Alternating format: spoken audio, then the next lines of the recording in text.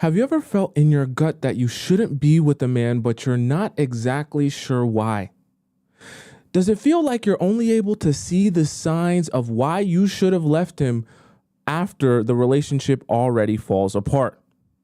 It's time you end this guessing game, which is why on today's show, we're going to be discussing 7 signs you should leave him. That way you can finally stop wasting your time not knowing if this is the guy you should continue to be with. Welcome to the Players Club. If you're paying attention to me and everyone else in the live stream, please say here present so I know you're here present and actively participating. Welcome to the show, all of you beautiful people. So good to see you here. So good to have you a part of the show. How you doing?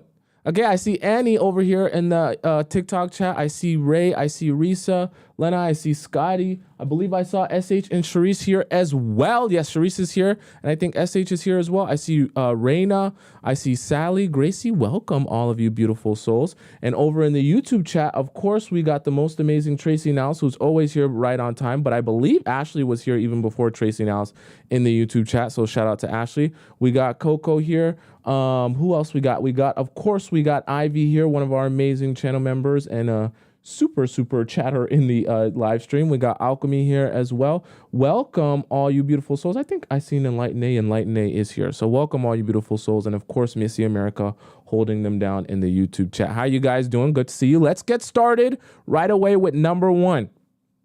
Okay, so the first thing is he can't keep his word. This is number 1 sign that you should leave that man, and I'm so serious, okay? You need to understand that in a relationship with a guy, most of you are going to be in relationships with guys. One of the most important things is his ability to keep his word on things. Now, obviously, people make mistakes. Obviously, people aren't perfect. Obviously, not everything he says is going to 100% fall through exactly how he says it's going to fall through. But I do want you to understand there's something to be said for being able to be with a man that can keep his word on things, even if he can't promise you anything large. Because one of the worst positions for you to be in as a woman is for you to be with a man and in a relationship where all he does is promise you a whole bunch of big things and big possibilities and get you hooked on what we call in the Players Club hopium. I want to give credit to whoever came up with that. It was someone that I saw their comment. I was like, that's a perfect saying. To get you hooked on hopium, because they get into the habit of promising you the absolute world, even more than the world. They promise you the universe and the galaxy. They promise you the entire Milky Way. And only for you to get hooked on that hopium, fall in love with the idea that, oh my God, my moment is coming. This is about to be so amazing. This is about to be so awesome. I'm going to get treated just like a Disney princess, like I imagined in my mind. Only for you to realize after a couple days and a couple weeks, and even for some of you, a couple months, that time never comes. But you're constantly in the cycle of feeling like you're addicted to hopium, hoping that one day this situation will present itself to you as he once promised you. It's a very dangerous place for you to be in when you're constantly addicted to hopium, because the relationship never changes. It actually stagnates, and in some cases it gets worse while you actively stay there in that relationship, hoping for things to get better, even though they never do. So you're in a vicious cycle of constantly looking forward to a future that never presents itself and never materializes, but you never actually walk away from the relationship because you're constantly in hope that the relationship will turn into your idea of what it could be like and its potential. And we'll talk about potential in a little bit. Okay, right? Very, very dangerous, because you're always focused on the future of a relationship as it could exist and never actually sitting down and observing and analyzing the relationship as it currently exists. Remember, I told you one of the main things that you should be doing when you're in a relationship with a guy is you should be sitting back, listening, right? Observing, right? And taking him in to get a better understanding of what are you really about? Why are you really here? And what are you really focused on? And are you focused on building this in the right way, in a way that's congruent to what I want in a long-term serious relationship? Now, I'm not saying you should sit down and listen and observe and shut up because you got to be a good little girl that doesn't speak and doesn't say anything and just speaks when spoken to. That's not what I'm saying. I'm saying you're at your most powerful when you're sitting back, relaxing, listening, and observing, because at the end of the day, he wants something from you, and it exists in between your legs. And because he wants something from you, you have to be the judger and the judgment and the executioner. I guess not the executioner, but you got to be the judge of who gets let into you. right? Because the guys want something from you. And so if you're going to be the judge of that, then you have to be doing a lot of listening and observing and analyzing. You can't be doing a whole bunch of talking, a whole bunch of trauma dumping, a whole bunch of information spilling, because that's not helping you observe and analyze. Remember, you're trying to come to a conclusion on if this is the guy that you want to be with, not the other way around. Never forget that in your position. So very important that you're not with the guy who can't keep his word on anything. And if you find yourself in a relationship with the guy who can't keep his word on anything, that is a telltale, very, very clear sign to you that this is no longer a relationship that serves you. That's why we're having this conversation actually today, because I do want you to be banking this information that I'm telling you right now, because I know for some of you, when you go into your dating and your talking stages and you're sitting down on this dinner date in front of the guy, right? You're so nervous. You're thinking about this. You're thinking about that. You're thinking about, do I look pretty? You're thinking about, do I smile nice? You're thinking about, do I smell? Did I put on deodorant today? You have so many thoughts going through your mind that in the process of you going through a relationship and you becoming increasingly more and more emotionally invested, it becomes harder to analyze, okay, what am I actually seeing here? What am I actually experiencing here? Because a lot of times when you're not able to analyze what am I actually seeing from you, what am I actually experiencing in this relationship, and you're not able to determine, okay, I'm experiencing this, that means you're not the type of person I'm looking for. That means this is not the relationship for me and I should take a step back. It's a lot harder to do that when you're not quite sure what it is you're looking for, which is why we're having this conversation today on the signs that you should be looking for and you should be thinking about. Because if I say any of these things, and in your mind, when you're thinking of the guy you're talking to, or you're thinking of a past relationship with the guy that you were talking to or in a relationship with, and you're starting to say, oh, that was literally exactly him, or, oh, that was literally exactly what was happening in my relationship with him, then that is a perfect clue to let you know that was the reason that relationship either didn't work out, or probably a clear sign that the relationship you're currently in, or situationship for some of you, is not going to work out. Okay, like I say, this isn't to turn you into a pessimist, but this is to help you understand what you should be looking for, right? And I'm trying to give you that advice from a guy's perspective because I know how it feels to be in a situationship with a girl that I'm not really invested in. And I also know the type of way I will present myself or approach that relationship if I'm not really invested in her.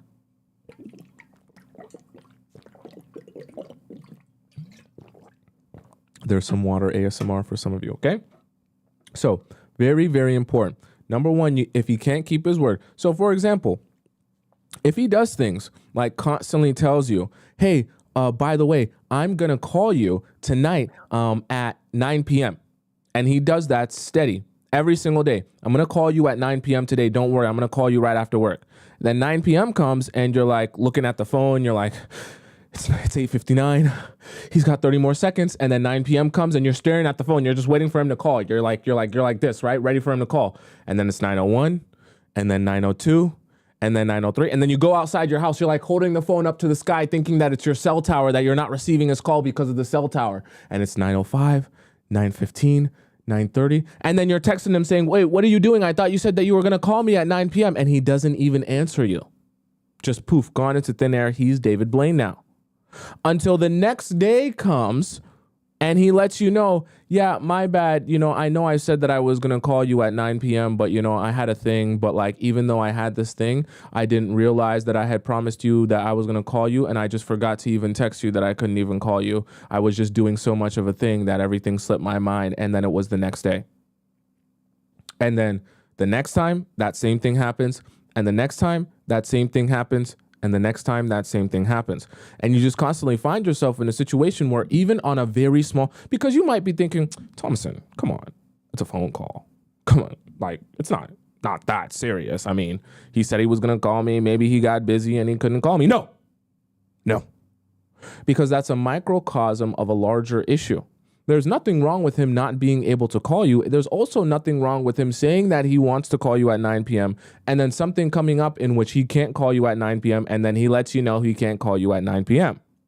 However, that's very different from promising you he will call you at 9 p.m. and then when 9 p.m. comes, he's nowhere to be found, right? And he can't let you know that he's not going to call you at 9 p.m. until it's the next day. That's called not being able to keep his word on things. Okay. And if you're constantly finding yourself in a situation where a guy that you're with or talking to can't even keep his word on small things, like small things, calling you at 9 p.m. for 30 minutes or however long is a small promise, right? Just think of it like that. So if he can't keep his word on a very small promise like that, how are you supposed to expect him to keep his word on something like, I'm going to be committed to you for the rest of this relationship and only you? Doesn't make very much sense, does it? Because that commitment is a lot larger for him to have to keep his word on than it is for something small like I'm going to call you, right? So these are the type of things that you have to be thinking about. Are you constantly unable to keep your word? Now, this is the smart thing. If he knows that he's not going to be able to call you at 9 p.m. or he knows that he's got a job thing or an interview thing or whatever thing that's preventing him from being able to call you at 9 p.m. or could make it a possibility that he won't be able to reach you or call you at 9 p.m., then a mature man will let you know, hey, I want to call you at 9 p.m. However, I got this and this going on, so I might not be able to, and make you aware of that, right? That's not necessarily him giving you a promise in a way where you're of the understanding that he's 100% going to call you at 9 p.m. That's him giving you an understanding of what's going on with them, why he might not call you, and the situation that he's in. That's called being a mature adult, okay? Now, if he's, like I said, just saying that he will call you and then never ending up calling you, and he can only give you an excuse the next day when you address him, that's a problem. And that's showing you that he can't keep his word on things. Because if he really couldn't call you, or he really was in a situation where it would be hard to call you, then he should have expressed that beforehand. Or if it just came up, he should have expressed that during that time when it was coming up, not waited till the next day. Because the reality of it is, no matter how busy you are, if you made someone a promise, you're going to have to address that. You don't just not show up to work and don't say anything. At the very least, you call in sick, right? The same way you would call in sick to work because you know that they're expecting you there. If your man makes you a promise, even in a really small sense, and he can't stick or abide by that promise that he made you, then he should make you aware that he can't stick to that promise. That's not a crime, but it's a very bad thing if he only addresses the fact that he didn't stick to his promise after you address him for not sticking to his promise, okay? Very bad. And it speaks to the fact that he can't keep his word on things in general in the relationship. I'm very thirsty today. Right? Does that make sense? Linda says, mine was slick. He would call me the hours I have been out to dance. That's pretty funny, right? Right? You got to make sure, you guys got to make sure, right? You guys got to make sure that you're really observing even the small things like that, right? Even the small things like that. You can't allow things to fester like that when you're thinking, oh, I guess, it's just a phone call. And because he didn't call me this night, it's not really a big deal. Because like I said, it's really a big deal because it speaks to a larger issue. Right? Because the same guy that will not call you when he said that he was going to call you is the same type of guy who will say, yeah, let's go to the aquarium on Tuesday. And then when Tuesday comes, he's a no-show. It's the same type of guy that will stand you up on a whole date where you show up to the date and then he's not even there. Because I know that's happened to some of you. Trust me, we have some crazy Discord stories. I know that's happened to some of you where a guy's even stood you up on a date that he said, you guys were going to go out to and meet up at. And then you're sitting there wondering, how does this guy forget that he said we were going to go out to this place at this time? How do you get that busy that it slips your mind? It doesn't.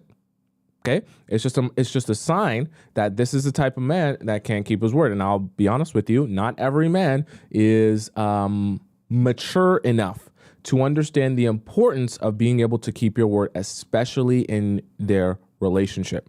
Very important, because as a man, your word is everything. If especially your partner can't hear you say, okay, I assure you I am going to do such and such, and your partner can't be like, okay, you said that you're going to do it, so I trust you to do it. Then as a woman, you're always going to think whenever your guy makes it clear that he's going to do something, you're constantly going to be thinking, well, let me look over your shoulder and make sure that you actually do it. You're going to turn into, how they have helicopter parents? You're going to be like a helicopter partner. a helicopter girlfriend or a helicopter wife, where you're constantly not trusting that whenever he tells you or gives you his word on something that he'll actually follow through with it. So you feel it's necessary for you to do his part and you to do the chasing, you to do the pursuing, you to be the man for him to make sure that he actually does it. So now you're the boyfriend and the girlfriend. Crazy, right? We don't want that for you. So number one was that he can't keep his word. Number two, this one, some of you aren't going to like, and we got to get into it because it's very important. And I know some of you are going through this because I know some of you like yibber-yabbering with your guy or your pen pal over the phone. Okay. And this happens a lot to those of you yibber-yabbering to your friend and your pen pal over the phone and texting them and WhatsApping them. Okay. Number two is too much heavy freak talk. Okay. Because I need you to understand, especially for those of you who are in the beginning stages, you're going to notice something with guys that you haven't yet slept with. Okay. And this is why I say these are 7 signs you should leave a man in general. But this one in particular is a very telltale sign that you should leave him even before you sleep with him. If you're noticing that leading up to this relationship, building up, that all you keep hearing is freak talk. And every time you try to bring up any sort of topic outside of freak talk, he literally reverts the conversation back to freak talk. That is a telltale sign that that man is only focused on one thing. Even if you're in what you consider to be a relationship and all he can focus on is the freak talk. And anytime you try to talk about any emotion that's not sleeping with him, he can't think or talk about that for very long. It's got to go right back to freak talk. Nothing wrong with being a freak, but I need you to understand that speaks to his mindset and where his focus is at. So if that's all he can think about when it comes to you, then that should tell you that's probably all he's there for. Okay? Not a crime that he would want to sleep with you if you're his girlfriend, but you also have to understand if you're trying to build a relationship with this man, your relationship is supposed to consist of more than just getting freaky. Okay? Some of you might forget this and just fall into the trap of being like, well, he makes me feel so desired and so wanted, and how good it feels to feel like someone really just so hungry for you that you forget that that's not all the relationship is meant to be. And you end up using the freak talk as a way to validate yourself emotionally and feel like you're being desired by a guy, instead of realizing that this freak talk is really a function of the fact that he's horned up and he just wants to satisfy the fact that he's horned up with you. And that's why he's here.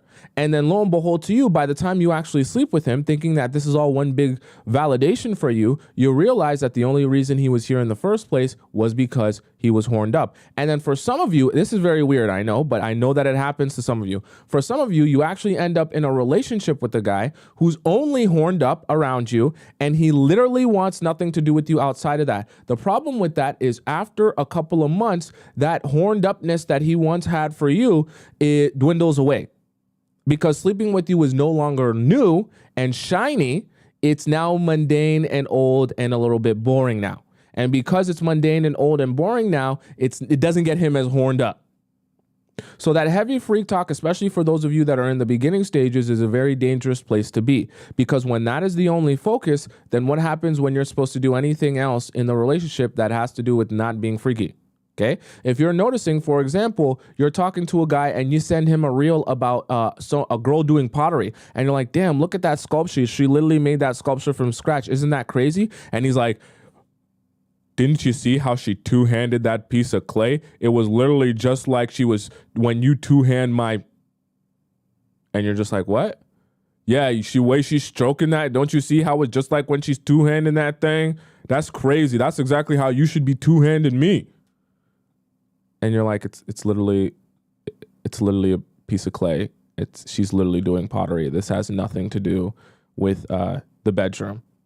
Yeah, but it literally looks just like yo, you got to two-hand me just like that with lots of spit too. Yo, that's exactly what I want. You're just thinking, what?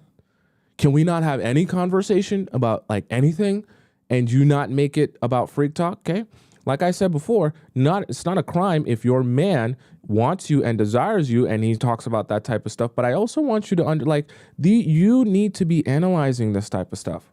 And you need to be thinking to yourself, Yes, it's great that, you like to get freaky. And even if you're my man, you like to, you desire me a lot and you want me a lot. But then you also have to be thinking to yourself, is our relationship consisting of any other aspect other than the bedroom and us getting freaky together? And if you sit down and really analyze that to yourself and you think to yourself, yeah, I can't really think of any other aspects of our relationship aside from us doing freaky stuff, then that should be a clear telltale sign to you that that's all your relationship really is for him. And like I said before, if all your relationship really is for him, at the very least, is you guys getting freaky, that relationship's not going to last very long and it's not going to go to very good places. Because eventually getting freaky is not going to be shiny and new and spectacular anymore. It's just going to be getting freaky with the same person all the time. And if that's what he's hyped up about, if that's what he's focused on, if that's all he sees the value in you of, then God forbid there's ever a situation where you guys aren't getting freaky every single day. What happens then? God forbid there's ever a situation where you're emotional or, you want to do something other than get freaky. What happens then into your relationship? What happens if for some reason there's space in between you guys and you can't see him for more than a week, and that means you can't sleep with him for more than a week? What happens then? You see how very easily your relationship can fall apart with the guy if that's what his sole focus is on and you have nothing connecting the two of you in your relationship outside of that. So that's part of the things and part of the signs you should be looking at and looking for to analyze to yourself, what is my relationship with you outside of just sleeping with you? Because if there's really no substance to our relationship outside of me sleeping to you, and I can see that in the way that you approach our relationship, then I know you're probably here for the wrong reasons. And I also know that this isn't going to last very long. The reason, like I said, that we're calling this 7 signs you should leave a man is because I know a lot of you end up wasting so much of your precious time with guys that your relationship is going to go nowhere with. And of course, after the fact, it's a lot easier to recognize that the relationship was always going nowhere. When you're in it, though, it's a lot harder to recognize that as a fact because you're emotionally invested in this man.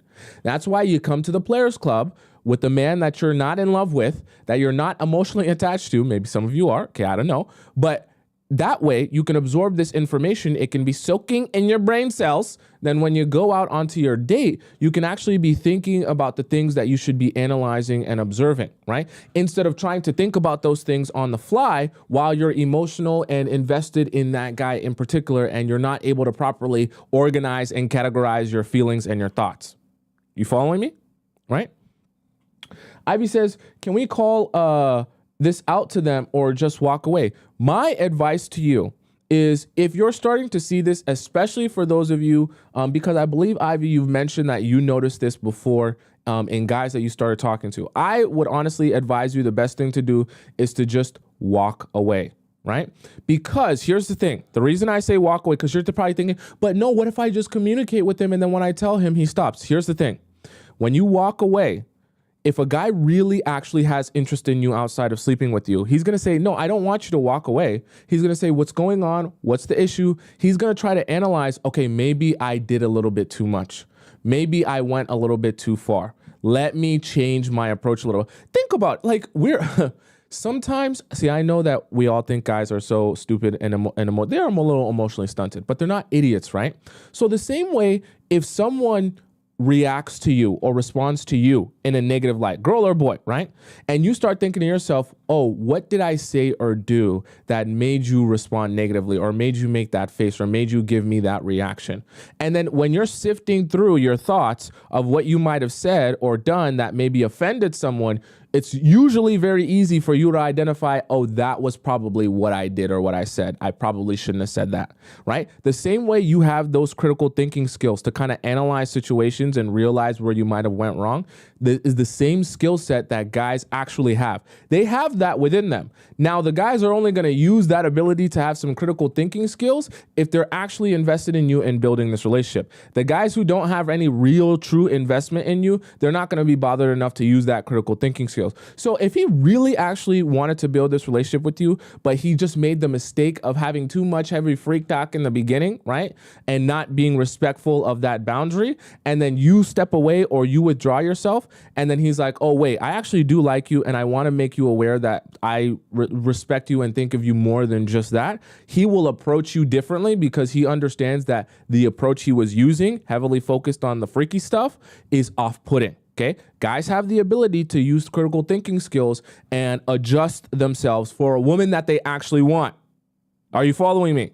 Okay, so don't be scared thinking that if I just walk away or step away when a guy shows me something that I don't want in a relationship, that, oh, I'm now repelling all of those guys away. No, the guys that are already attracted to you and invested in you can use their critical thinking skills and say to themselves, yeah, I probably shouldn't approach her like that. That's probably not the girl I should be approaching on that type of energy. Let me adjust my approach because I actually have respect for her and I do actually think of her more than just that. Now, if he doesn't think of you more than just that, or he can't be bothered to possibly care enough to actually say, hey, I apologize for what I did, then he's not going to say anything. He's just going to let you walk away, in which case you dodge a bullet anyways. Right? Are you following me? Right? So very important that you can't keep his word, number one. Number two is too much heavy freak talk. Okay. Now, number three, okay, everyone pay attention. This is stop pooping time for number three. Very important. Okay. I want you all locked in on this. Okay. Number three sign that you should leave a man. I'm so serious. Get yourself together, get your ears perked up and start listening now. I really want you paying attention. Number three, you are in love with his potential. I'm going to say it one more time so that you're focused. Number three, you are in love with his potential. I didn't say you're in love with the actual him. I didn't say you're in love with even experiences that you've had with him in the past. You're in love with his potential. So when you meet a guy and you say to yourself, damn, if I could just, you're a player right now. And you're not what I'm looking for right now. But if I could just mold you and adjust you and massage you, I know I could change your mind and get you to be someone that's more in line with what I'm looking for. And I can see it in here. I can see it in you. I see the way that you dress. I see the way that you look. I know you want to be in a committed relationship and love a woman the way that I want to be loved. And I know if I just put this Squirtle on you, if I just, give you that crazy Gluck Gluck 3000, that Hawk tool, if I just scrub the floor squeaky clean, if I just make these right adjustments with you and in this relationship, you'll be just like the guy that I'm looking for. That's not how that works. Okay? It's not. This isn't Build-A-Bear. This isn't Build-A-Man. So, you're never going to come across a guy in a relationship and, right, actually be able to turn him into whoever you want him to be. He's going to be who he wants to be, and he might make changes and adjustments, yes, but that's going to be based on his actual intention to want to make adjustments and be a better person. It's not going to be because you come along and say, hey, I know you have potential, and I'm going to take this potential out of you by doing this and this and this and this and this. That's not how that works. And for some of you, you're in a relationship with a guy or you're in a situationship with a guy, one of the two, where you're actually more in love with the potential of who he could be than you are with who he's actually been. This is another one of the grave mistakes that you're making, because when you're in a relationship, this is another way that hopium feeds you and gets you addicted and hooked. And you're not actually able to properly observe and analyze this relationship as it currently stands. Because when you're in love with his potential, you're looking forward to the possibilities of something happening in a hypothetical world and situation and scenario in a hypothetical relationship that doesn't actually exist in your reality. When you step into the Players Club, it's like a splash of cold water, and it's like I'm slapping you in the face. Get your mind out of the gutter, right? It's like I'm slapping you in the face and helping you realize what your relationships with these guys actually are. Not what you imagine them to be, not what it would sound good to be like in a Disney princess movie or in a teen drama. Okay? right? It can be sobering, but it'll help you realize how you should be going about your relationships based on what they actually are, not what you want them to be. Because a lot of times when you're in a relationship with a guy and you're emotionally invested in that guy, you want that guy, and even more specifically, you want this relationship to work out with this guy, you're convincing yourself, brain's a very tricky thing. You're convincing yourself with your own narratives on why you should continue with this relationship, even though it's very clearly not working out for you. One of those ways that your mind will play tricks on you is by getting you to be in love with that man's potential or the better version of him as he exists in your mind instead of the version of him that exists in reality. Sounds very basic and simple when I say it out loud like that, but the way your emotions and your feelings and your thoughts will play tricks on you, you'll really be thinking that I'm in a relationship with my imagination of what he could be. But then when you sit down, that's why there will be a disconnect, right? I don't know if you guys have ever noticed, for those of you who know the Discord, you know what I'm talking about. But for those of you who are new here, when we hop into the Discord and we hear these stories of other people, I don't know if you've ever noticed that a lot of times when a girl is telling a story of a guy and they're telling a story of a guy that you're not emotionally invested in, they'll be telling you all these different ways. Way number one, that the relationship's not going to work out. Way number two, that it's not going to work out. Way number three, why he's a trash man, treats you like trash, doesn't respect you, doesn't even want to build a relationship with you. And you'll be thinking to yourself, you're literally laying it all out for me why you shouldn't be with this guy. How can you identify that possibly and then still be with this guy? When you're hearing that from another girl, right, describe a man that you're not emotionally invested in, it seems very obvious that you're literally aware, like your mind, you, I'm looking at the camera, you're literally consciously aware of the reasons you should not be in a relationship with this guy. And you're actually able to communicate them and articulate them out loud. So like you're really actually very aware of it. At the same time, while being aware of it, you don't just leave the relationship. So when you're listening to a girl describe a man and all the reasons why she shouldn't be with the man, you're thinking to yourself, so then just don't be with him. How can you identify that but not identify you shouldn't be with him, right? This is part of the problem. And this is a part of the thing that some of you are suffering from and why this happens. Because you're thinking to yourself, while you can consciously identify that this is the issue, this is why this relationship's not working, this is why he's not the guy for me, you're simultaneously invested in this guy as if he does all of the things that you need. And there's a disconnect there because you never experienced that. And so you're constantly in pain, you're constantly miserable, you're constantly frustrated, but you can't walk away because you're constantly thinking about not the real relationship as it exists, right? You can articulate the real relationship as it exists, but your mind is not focused on the real relationship as it is. Your feelings and emotions aren't focused on the real relationship as it is. Your feelings, emotions, and mind are all focused on the potential of what the relationship could be. And it's like a drug. It is hopium. And that's all you keep yourself fed on to keep yourself sane in a relationship that's clearly not working out. That's what keeps you there. That's what keeps you continuing to wake up day after day, continuing to entertain this guy, continuing to be in a situation with this guy, even though it's clear why this is not working out. So if you're hearing me describe this, and then you're thinking to yourself, damn, I do think in my situation with my guy, I'm more in love with potential than who he's actually been, then this is your sign. Are you following me? Right? If you're in a relationship with a guy and you're thinking to yourself, for example, you're in a relationship with a guy and let's say for the sake of example, he curses you out all the time, calls you some really mean names. He stays out till whenever he wants. He goes out and he does whatever he wants, whenever he wants, and he doesn't apologize for none of it. Right? And you're thinking in your mind, but I know that when we sleep together, he really tells me how much he loves me, and he really tells me how much he cares about me, and then he tells me how sorry he is while he's jackrabbiting himself inside me for 90 seconds. And when he's telling me he's so sorry while he's jackrabbiting himself inside me for 90 seconds, I can really feel how honest and true he is.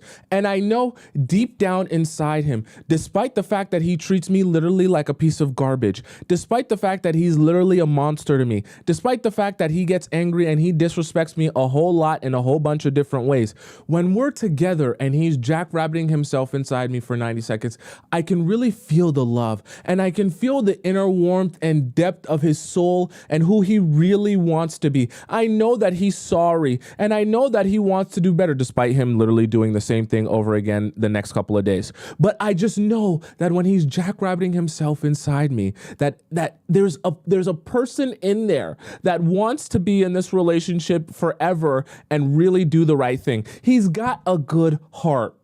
Oh, isn't that so beautiful? He's a monster and he treats me horribly, but he's got a good heart. Don't you know he's got such a good heart? He's such a beautiful human. He's just misunderstood. Join my heart, make it a heart, join it. He's got such a good heart. Don't you know? It's a load of baloney. Okay. It's a load of baloney. You're not actually in love with him or anything he's doing for you. Because a lot of times most of the time, for most of you, he's not even doing anything for you. Right?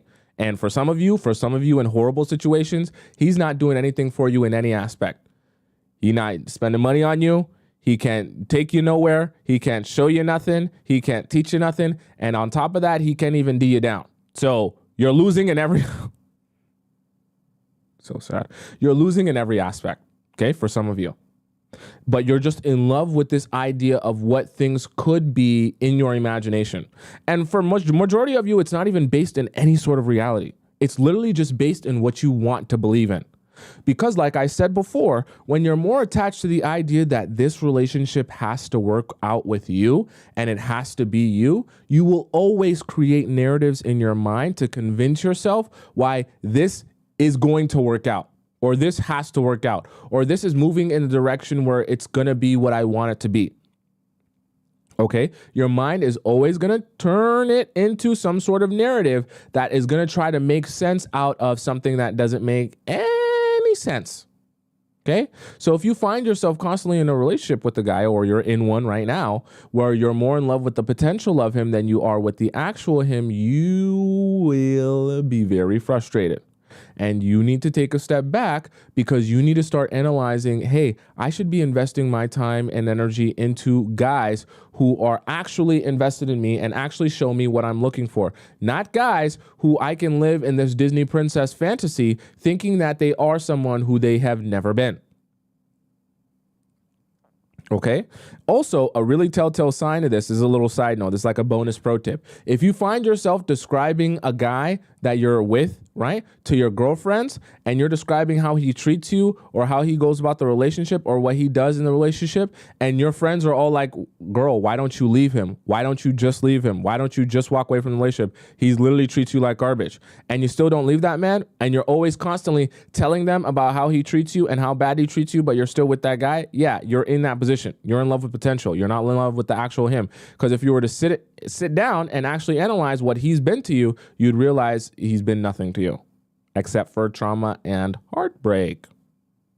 Okay. So number one was he can't keep his word. Number two was freak talk. Number three was you love his potential. Now, number four, this is going to sound very weird. So I actually want you guys to pay attention to this. Okay, because this is going to sound weird. I'm going to ask you a few questions just to verify, because this one is more internal as it is opposed to what he's doing. But I want us to all be on the same page, because in my experience of speaking to women, I've heard this quite a bit, and it's very alarming to me. So I want to bring it up to you as well. Okay, number four, as a sign that you should leave a man, and I truly mean this, if you find yourself fantasizing about other men while you're with him, or just in the process of you guys having this relationship or situationship, and you're fantasizing about other men, or what it would be like to be with other men, that is a clear sign for you that you should leave that man. Okay, we need to pause here because we have to have a very detailed discussion here, okay? First things first, I need to ask some of you, just so I'm not making an assumption, because like I say, I could be an idiot. Maybe I have no idea what I'm talking about, Tomisin. You don't know how women think, Tomisin. You don't know what we feel or what goes through our mind. I'm going to ask you so we're all on the same page. Have you ever been in a relationship or a situationship with a man where while in that relationship or situationship, you were fantasizing about other men? Not the guy that you were in this relationship with or situationship with. It's not a crime, but I want to ask you this, and I need you to be honest with me so that we can all be on the same page if it happens or if it just never happens and I have no idea what I'm talking about. Okay? I see Ming says yes. I see Inna says no. Rosemary says yes. I want everyone to answer just so I can have an understanding if it's possible to happen or if it's not a possibility. Okay? I see Dragon says yes. I see says yes. Brianna says no. I see Rosie says no. I see Stephanie says yes. I see Panther says yes. I see Noon says yes. Okay. Kayla says yes. So it's very split down the middle. Okay. I see a lot. I'm so glad that you guys are all participating because I don't just want this to be a discussion of me and making assumptions about how you feel. Okay. So clearly some of you haven't experienced this, but clearly some of you have experienced this, which means that this is something that happens. It's not an impossibility, and it doesn't mean that no girl has ever had this happen to her. So this is actually a very important thing that we need to address. Even if it hasn't happened to you, I still want you to be paying attention because that means if other women have experienced it, then there's a possibility that you could also experience it as well, even if it hasn't yet happened to you. So I want you to be looking out for this because you need to be thinking to yourself, hold on, give me a second. Let me just change my memory card. Give me 1 second. I'm still here, guys. I just want to change my memory card. It's going to take me 1 second. I just had to change my memory card. Okay. My apologies, guys. Okay. There we go. Okay, nice. All right. Sorry about that. All right. So, as I was saying, I didn't want to miss any of this. I want to make sure I get this, all right? So, as I was saying, you are in love. Sorry, that was a potential. Fantasizing about others. Okay, now this is very important, like I said. So, now that we've acknowledged that this does happen, and even if it hasn't yet happened to you, it is a possibility that it could one day happen to you. Are you following me, right? So you need to be on the lookout for this. Now, the reason I say that is because you have to be honest with yourself about how you feel towards a guy. I know that the emotions matter, okay? Let's not forget that. Of course, emotions matter, and whether you're emotionally invested in a guy and, you like him and all that good stuff. But also, you do have to be honest with yourself about your attraction level to a guy, okay?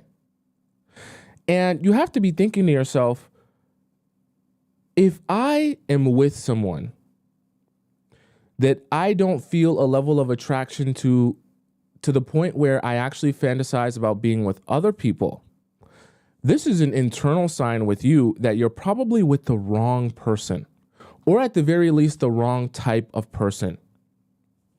The reason this is bad for you is because if you're in a situation where you're with someone that you want to be with, but is not the person that you really end up thinking about or fantasizing about, you're constantly going to be in a back and forth battle internally in your own mind, where you really are trying to force yourself to be attracted to that person, but you're not attracted to that person. And the crazy part about it is the more you try to force yourself to be attracted to that person, the harder it will be to be attracted to that person. How many of you watch Love Island? Okay, I was literally just watching this on Love Island yesterday. Maybe that's why it stayed in my brain and we're having this discussion today. On Love Island, a girl named Leah, She was in a relationship with Rob. I know some of you don't watch Love Island, so some of you are like, what are you talking about? I'll explain it. A girl on Love Island is just a dating show. She was in a relationship with Rob. And Rob and her were in a relationship in a couple. And then Rob kind of was like, you know what? I met a new girl and now I want this new girl. She's beautiful. She's everything I wanted. And so he went and got with her. She was real mad and real upset. She felt really hurt. She was a little bit of a golden retriever. And she was really upset that Rob left her in the dust to go be with this other girl. So they were still on the show together. And she was giving him a whole bunch of rude, snarky comments, throwing him some shade and all that regular stuff that people do when they're upset. Okay, nothing out of the ordinary. She then got with the new guy. And she proceeded to say how much better this new guy is at the beginning. And yeah, I'm so much gladder to be with someone like you than to be with someone like Rob because I don't like Rob and I don't want to be with Rob and all that good stuff. I forgot the guy's name that she got with instead of Rob. Maybe some of you guys can tell me. And in the process of her getting with someone else other than Rob, right, this other guy, it was Connor. You guys said it. So his name was Connor. So she got with Connor. Then while she was with Connor, it was like 1, 2, 3, 4 days passed. And Connor really likes Leah. Really likes Leah. He really enjoys spending time with her. Leah's been the number one on his list. So he was glad when Rob and Leah broke up. Okay. And Connor actually ended up getting with her. Right. And they were in a little bit of a couple. And then after a couple of days, Leah goes to her girlfriends and she's like, guys, I have a problem. And they're like, what? What's the issue? What's the problem? Tell us what your problem is. And Leah's like, guys, I'll be honest with you. Now that I have him, I don't like him anymore. And they're all like this. This is how the girls react. If you watch, I was watching the episode yesterday. The girls are like this. Oh my God. Because they knew it. They knew it. And they know what it feels like to be with a guy where you're trying to like him. You want to like that guy, but you just don't. You don't. And it just doesn't work for you down here. It's down here because it's also up here. And for some of you, it just happens. Like, we just have to be honest with ourselves. And you want to know what the next thing she did was that night when they were all going to sleep in their beds, because all the couples have to sleep together in the same bed. Okay. And he was trying to cuddle her. He's not a bad guy. He's not a bad guy at all. He was just trying to cuddle her because, he likes her. She was literally like, I don't really like to cuddle. I feel like I just needed to be in bed where we don't cuddle. In fact, if you could just not touch me at all throughout this night, that would be ideal because I don't cuddle at all. And, that's just not my thing at all. So please, if you could actually sleep like as close to far away from me as possible, that would be like, that's literally what she was saying to him. And he was sitting there like confused, like, what? I guess. Right. And I say all that to say, you have to understand it's the same position that you will eventually end up with if you find yourself in a situation where you're with a guy, but at the same time, when you're fantasizing in your mind and you're going through all of the things that get you horned up, you're not thinking about that guy or a guy like that guy. Okay? I'm trying to stay as PC and PG as I possibly can because we're on public platforms, but you should know what I'm referring to if you're mature. Okay? And what I'm talking about. So if you find yourself constantly fantasizing about guys that's not the guy that you're with, you're doing yourself a disservice because you're constantly going to be fighting this internal battle within your mind, trying to convince yourself why you should like that guy or want that guy. The truth of the matter is, no amount of convincing that you can do within yourself will help you like that guy anymore. And it's damn sure not going to help this get any more lubricated if he doesn't get that lubricated for you. It's not a crime, right? And it also doesn't make you a bad person because a guy that you want to like, this area just doesn't like him, okay? Because this area is communicating to you what this area really feels. And if it's not working out for this area, that means it's not really working out for this area either. Right? And there's a part of you within you that actually doesn't want to be in this relationship with this guy. And I know that this is 7 signs that you should leave him in. So you're thinking that I'm going to tell you a whole bunch of signs that only have to do with what this guy is doing. But this one is more focused on the internal because this is a grave mistake that I know some of you are making that is leading to some of your frustration. Okay. Because when this isn't getting stimulated properly, that's a clear sign that this isn't getting stimulated properly. And if this and this isn't getting stimulated properly, what do you think is going to happen to you if a guy comes along in your life that stimulates this and this? You're going to be very confused. Very confused. And you're going to be thrown for a loop, and you're not going to know how to feel. You're not going to know what to think. You're not going to know what to do. You're going to come to me. You're going to ask in the Discord. You're going to say, Tomisin, I've been with a guy for 4 years, and I love him so much, and he's so amazing. But this guy that I met at work, oh my God, this guy that I met at work, the way he talks to me, the way when he hugs me, I start to tingle. I start to shiver. I'm at home in my bed. I'm in the bathroom. I'm rubbing myself out. I'm losing my mind. Tomisin, what do I do? I have a whole boyfriend who's such an amazing man, but I'm losing my mind. This man at work, he does something different, right? And you don't want to put yourself in that position, because that's a very painful position for you and the guy that you're in a relationship with, because he'll be confused, and then you'll also be confused because everyone's confused, right? So I'm trying to help you set yourself up for success by not even putting yourself in a situation where you're trying to build a relationship with a guy who doesn't do it for you, okay? It's okay. This is why I tell you all the time, you need to be thinking about what you want and what works for you, okay? So if you like big, thick schlongs, and you know you can't live your life in a relationship with someone who can't make you feel it in your stomach, and you just can't do that, you can't live a life like that, then you need to be honest with yourself about what you require in a relationship. Okay?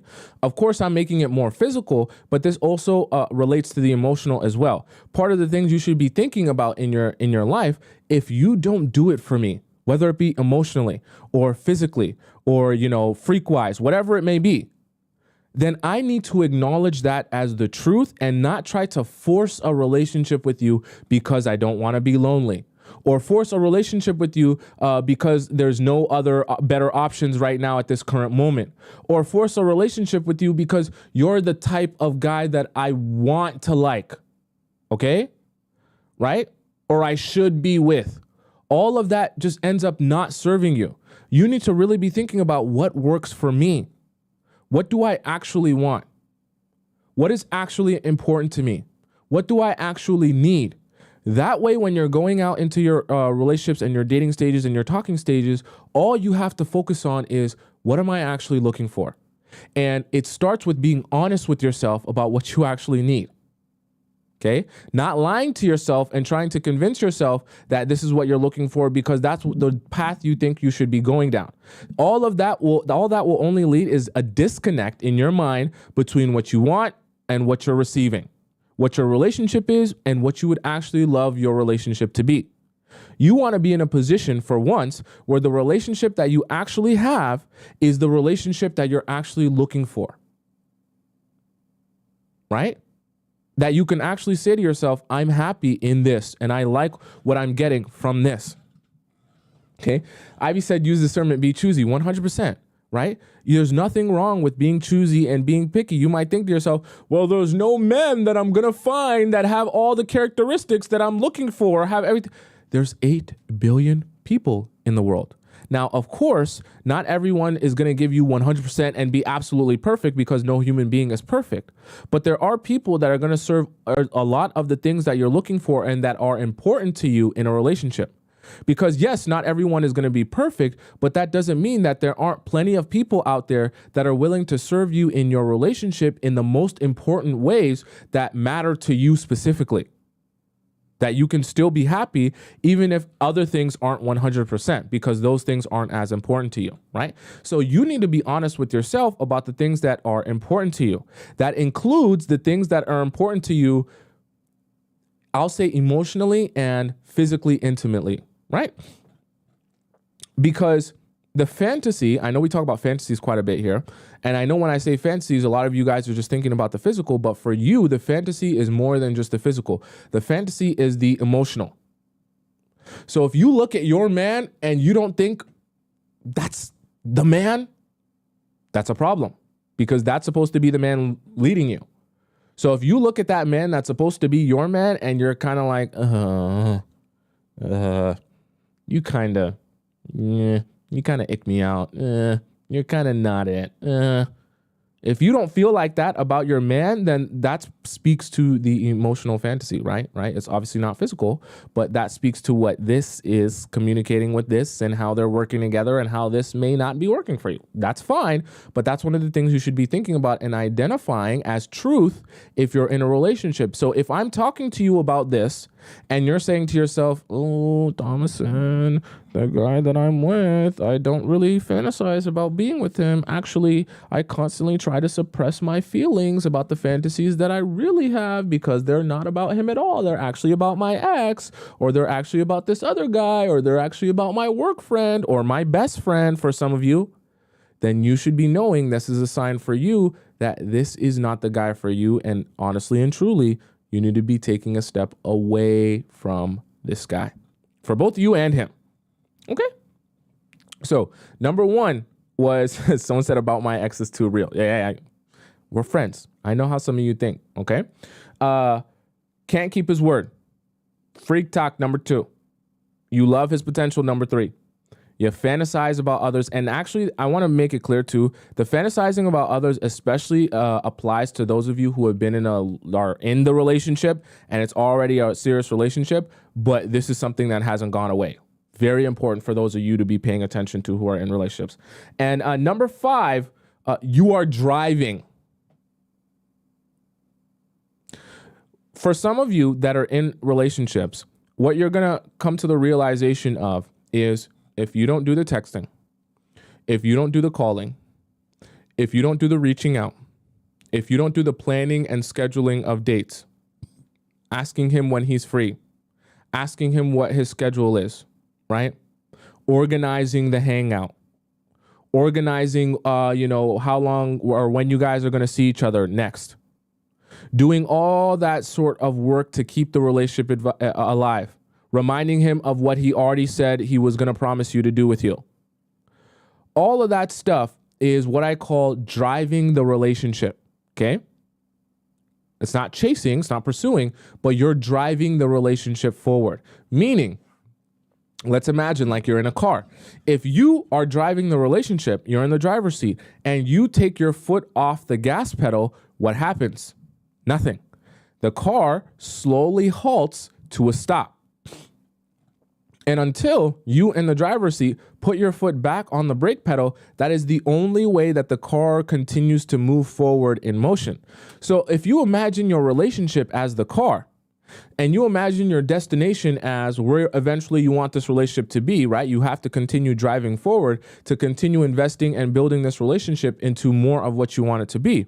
If you're the one in the driver's seat driving this thing forward, and he is the one in the passenger seat being a passenger princess, not doing anything. And if you ever stop doing absolutely everything to drive this relationship forward, that nothing happens in the relationship, then you are driving the relationship.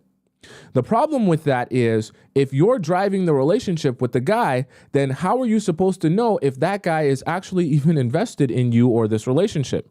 You don't, because you can't. You're driving it. So you don't know if he would actually be invested enough in you to do something or to make something happen. You don't know if you didn't ask him or schedule the dates with him. You don't know if you guys would ever go out on a date. If you didn't text him or call him, you don't know if you guys would ever even speak.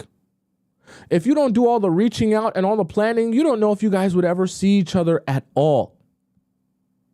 And for most of you that are driving, let me just give you a harsh reality. For a majority of you that are driving your relationship forward, if you were to take your foot off the gas pedal, I can assure you nothing would happen for the rest of your relationship. It would completely stagnate for the rest of the relationship and just come to a complete stop the moment you stop driving it forward. And the thing about it is, some of you are in relationships where you're so scared of that realization that you actively continue to push and drive this relationship forward because you know deep down in your mind, you're not dumb.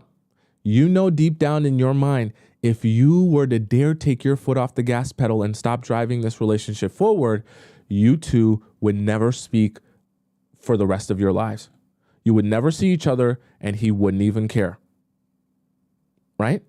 It's the same reason why some of you come into the Players Club, and I've seen this happen. You come into the Players Club, you listen to me, we have a whole bunch of conversation, right? You hear how you've been going wrong in some different ways, and then after you hear from me how you might have been going wrong in some different ways, you say, let me switch it up. Tomisin said to do nothing. Let me go ahead and do nothing, and let's see what happens. And for some of you, it's very painful, because what you realize ends up happening when you take a step back and you just start doing nothing for the first time, you'll realize your relationship has no substance and goes absolutely nowhere. When you do nothing, he doesn't call you, he doesn't text you, he doesn't reach out to you, he doesn't do anything. And you're sitting there like, what happened? What happened to the guy? Does he not like me anymore? Is he not interested in me anymore? When in reality, as painful as it is to hear, he was never interested in you enough to pursue you. You were just in a relationship with him because you were doing all the pursuing and the driving forward. And he became so comfortable with you pursuing and driving this relationship forward, he just continued to allow you to drive. Because he gets everything he wants if you're driving this relationship forward while putting in zero effort. And if he's putting in zero effort while getting everything that he wants, well, why would he make you aware of that so that you would stop putting in all the effort for both of you? He wouldn't. He would just continue allowing you to drive this relationship forward while he actively does nothing, actively does less than the bare minimum. But because you want so badly, this is the same reason why we always talk about detachment and detaching yourself from the idea that I have to be in this relationship with you and it has to work out with you. Because when you're of that mindset, you'll be thinking, I need to keep driving this relationship forward, because if I don't drive this relationship forward, then our relationship will end. Well, then let it end, is what I'm trying to tell you. Okay? And you have to be okay with letting it end if this man is not prepared to be doing the driving. Because at the end of the day, he's the man. He's the masculine energy. It's his job to be doing the driving.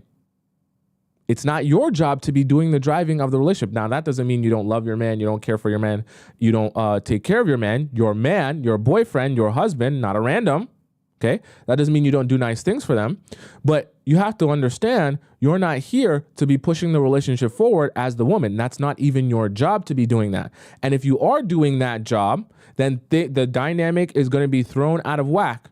And you're going to be driving around a passenger princess that expects princess treatment from you and expects you to be doing absolutely everything you can to impress him and to move this relationship forward while he actively does nothing. I don't want that for you. So we want to make you aware of that. And if you're hearing me say that and you're thinking to yourself, damn, I am driving this relationship forward, maybe I should take a chill pill.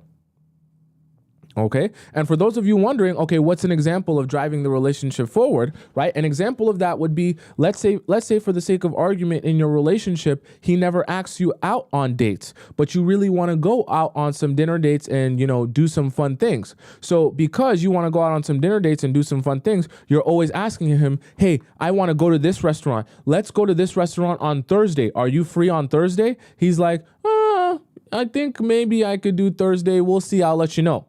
And then when Thursday comes, you're texting him like, hey, I booked us a reservation at this restaurant. Maybe we can go at this time. Are you free at this time? And he's like, yeah, I guess we could go. Yeah, let's do it. And your entire relationship is you organizing and scheduling the next date while he's just kind of like, I'll let you know if I can do the next thing. Right? Sometimes he can do it. Sometimes he can't. Sometimes you guys end up going out on the date and sometimes you don't. But at the end of the day, it ends up just being you, the one planning every single date. And you do that because you're thinking in your mind, well, Tomisin, if I don't plan the dates, then he's going to forget. He's so busy that we won't go anywhere. Perfect. That means you're driving the relationship. That means if you take your foot off the gas, nothing ain't going to happen in your relationship. If you're driving the relationship, that means that's one of the signs you should leave him. Because this relationship ain't going nowhere, and it ain't going nowhere extremely fast.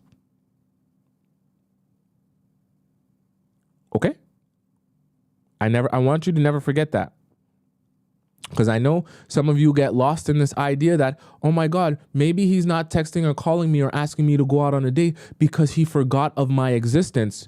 No, I love you and I care about you.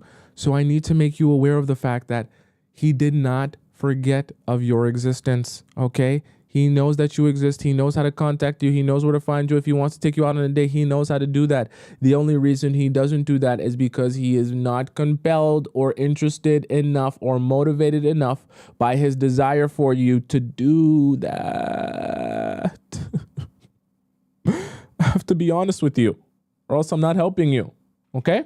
Let me shout out to Ivy. Ivy just donated another $10 in the YouTube chat. Ivy says, I can hear him saying she's not putting in any effort, right? Like another guy in response to that, or saying that she's not putting in any effort. I mean, that's one of the things that guys will try to get you convinced of when you're sitting back, relaxing, and allowing him to drive the relationship. See, the guys that aren't really wanting to be in their masculine energy and do the job of the man, they're going to be uncomfortable like, hey, you're making me be a man where I have to pursue you and I have to show you things and take you out on dates. Hey, I don't like that. It's 2024. I should be the girl and you should be the man. Hey, why don't you show me how much you care and how interested you are in me by texting me every day and asking me out on dates? How about you pick me up in your car and I sit in the passenger seat while you drive and you pay for all the dates and you pay for all the dinners so that you can show me how invested you are in me. Treat me like a princess so that I know it's real. And the craziest part about that is when you listen to those guys tell you all that BS and you think to yourself, well, yeah, it is 2024. Maybe I should be the one taking you out on a date and maybe I should be the one spending my money on you. Maybe I should be the one driving this relationship forward.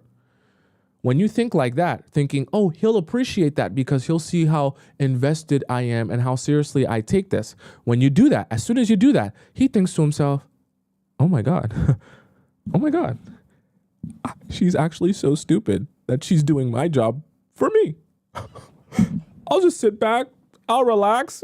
I'll do nothing. She's going to take me out. She's going to pay for food. She's going to pay for like everything. Like I don't have to pay for gas. I don't have to pick her up. I don't have to plan the dates. I don't have to be consistent. She's going to call me. I can see her whenever I want. This is amazing. Can she feed me grapes too? And he's going to sit back. He's going to relax. And he's going to become the laziest pile of poop you've ever seen because he realizes that he can get everything that he wants from you by doing nothing. So why would he wake up one day and say, yeah, you've proven to me how you are really invested in our relationship by doing everything for me. Why would he wake up and then say, now it's my turn to do everything for you? No, he won't say that. He'll just say, keep doing everything for me. Keep working as hard as you possibly can. Keep proving it to me by driving this relationship forward, and I'll continue doing nothing. Aren't you happy? Scrub the floor for me. Get on your hands and knees. Put on your maid outfit. Show me how bad you want this. And when you show me how bad you want this, aren't you happy that you show me how bad you want this? I'm not doing anything for you, but aren't you happy that you get to show me how bad you want this? Isn't that great for you? It's awesome, right? Yeah. Okay, so and that's honestly the truth. You know, I hate to say it like that where, you know, some of you will cringe when I say it like that, but it's the honest truth, right? The guys are just going to see that. They're going to say, cool, I'll do nothing then. And they'll continue doing nothing then. It lets him be very, very lazy. I know this is 2024, so people will try to convince you that the best way to get a guy is to be the man instead. But I can assure you, things haven't changed, okay? For us straight heterosexual people, things have not really changed. Okay, everyone's going to tell you, give you all this advice to make it seem like there's a new strat. Things have not changed. Okay, the best strategy for you is to do nothing. And you'll have a lot of good things happen. AM says, donate $6.99. She says, what about the relationship epidemic where men breadcrumb you for 5 to 10 years about engagement? How to avoid? Is it salvageable and when to break up? Actually, this is a good question. So my thing with that is obviously actions speak louder than words.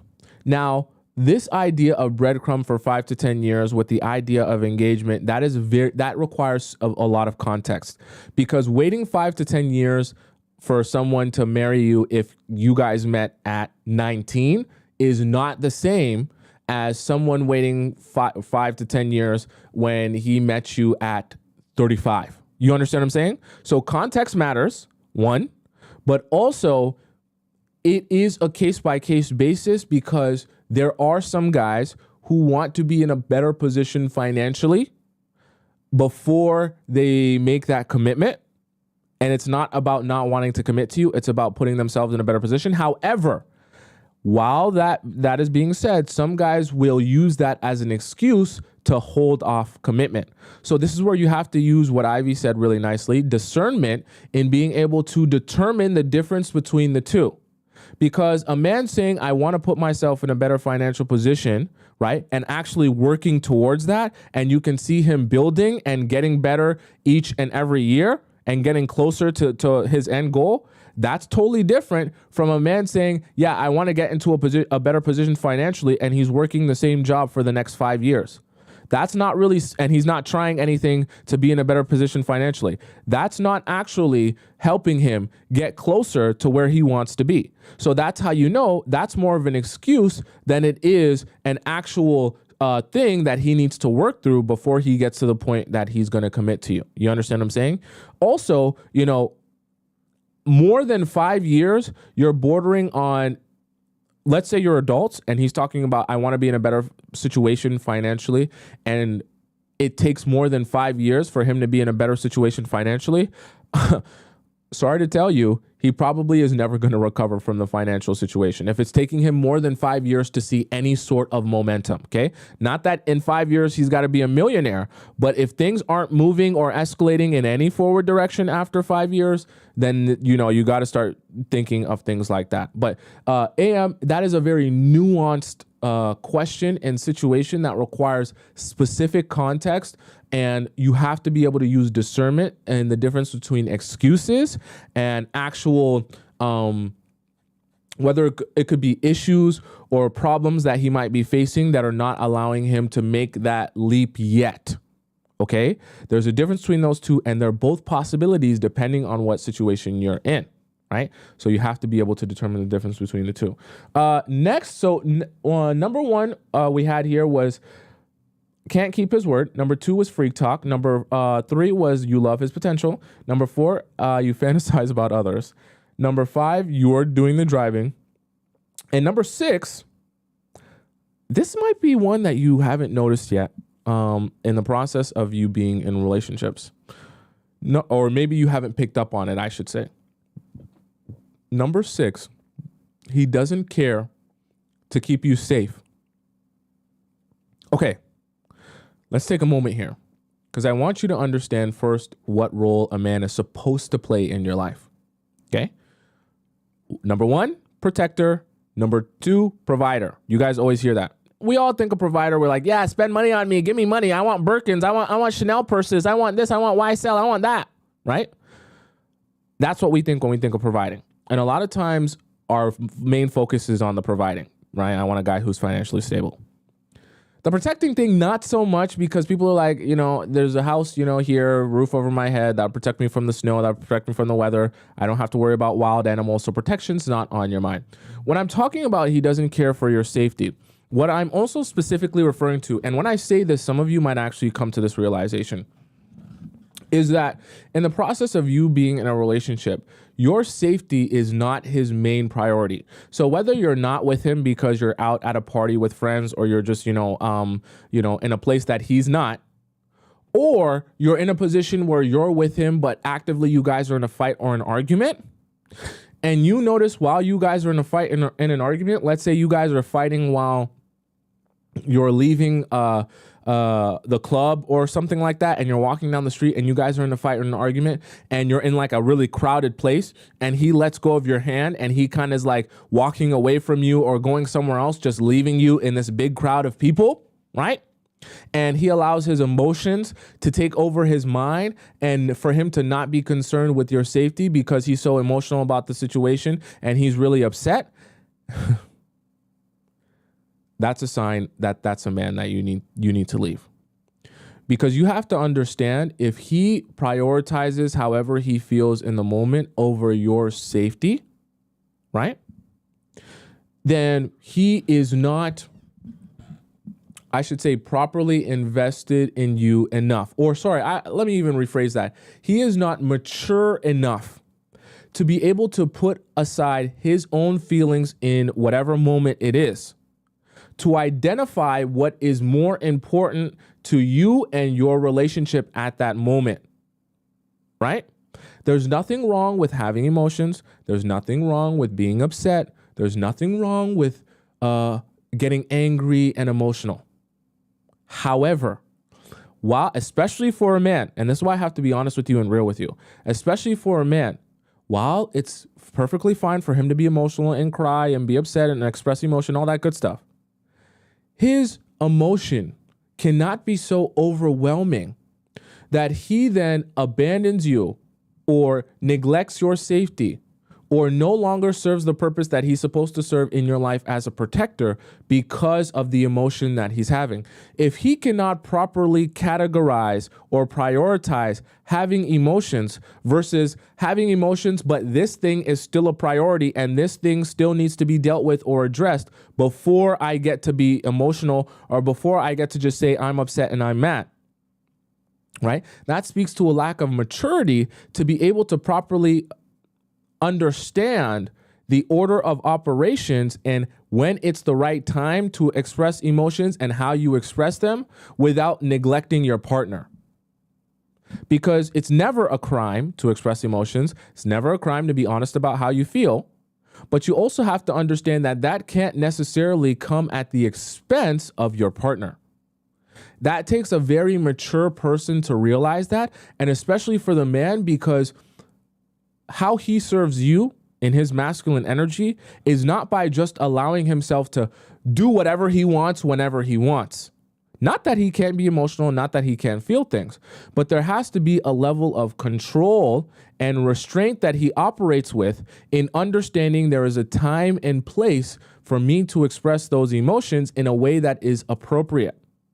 I can't be so overly emotional that whenever I feel something, F it, I don't care about you, F it, you be out here, I'm going to leave you in a strange town. Let's say we went out to a city that we've never been to with each other. I'm going to leave you out in the middle of nowhere and leave you in a strange town, abandon you, leave you by yourself because I'm mad and I don't care. And when I'm mad, nothing is more important to me than me being mad. Right? That's very dangerous for you, the woman. Because what are you supposed to do now if you accidentally get him mad or upset while you're in a place where you've never been before, or you're in a position that makes you uncomfortable if he's not there to, be around, right? How can you ensure that if your man gets thrown for a loop, that he's not just going to leave you in a position where you're very vulnerable?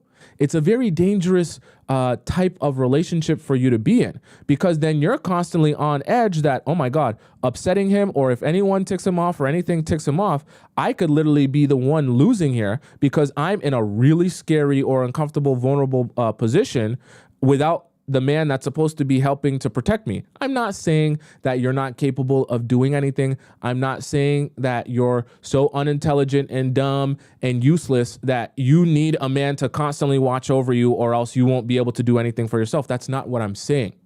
But what I am saying is that there is an element to being with the man, especially in certain specific situations where you could be made to feel very uncomfortable and be in a very vulnerable position if your man abandons you when you are expecting him to be by your side.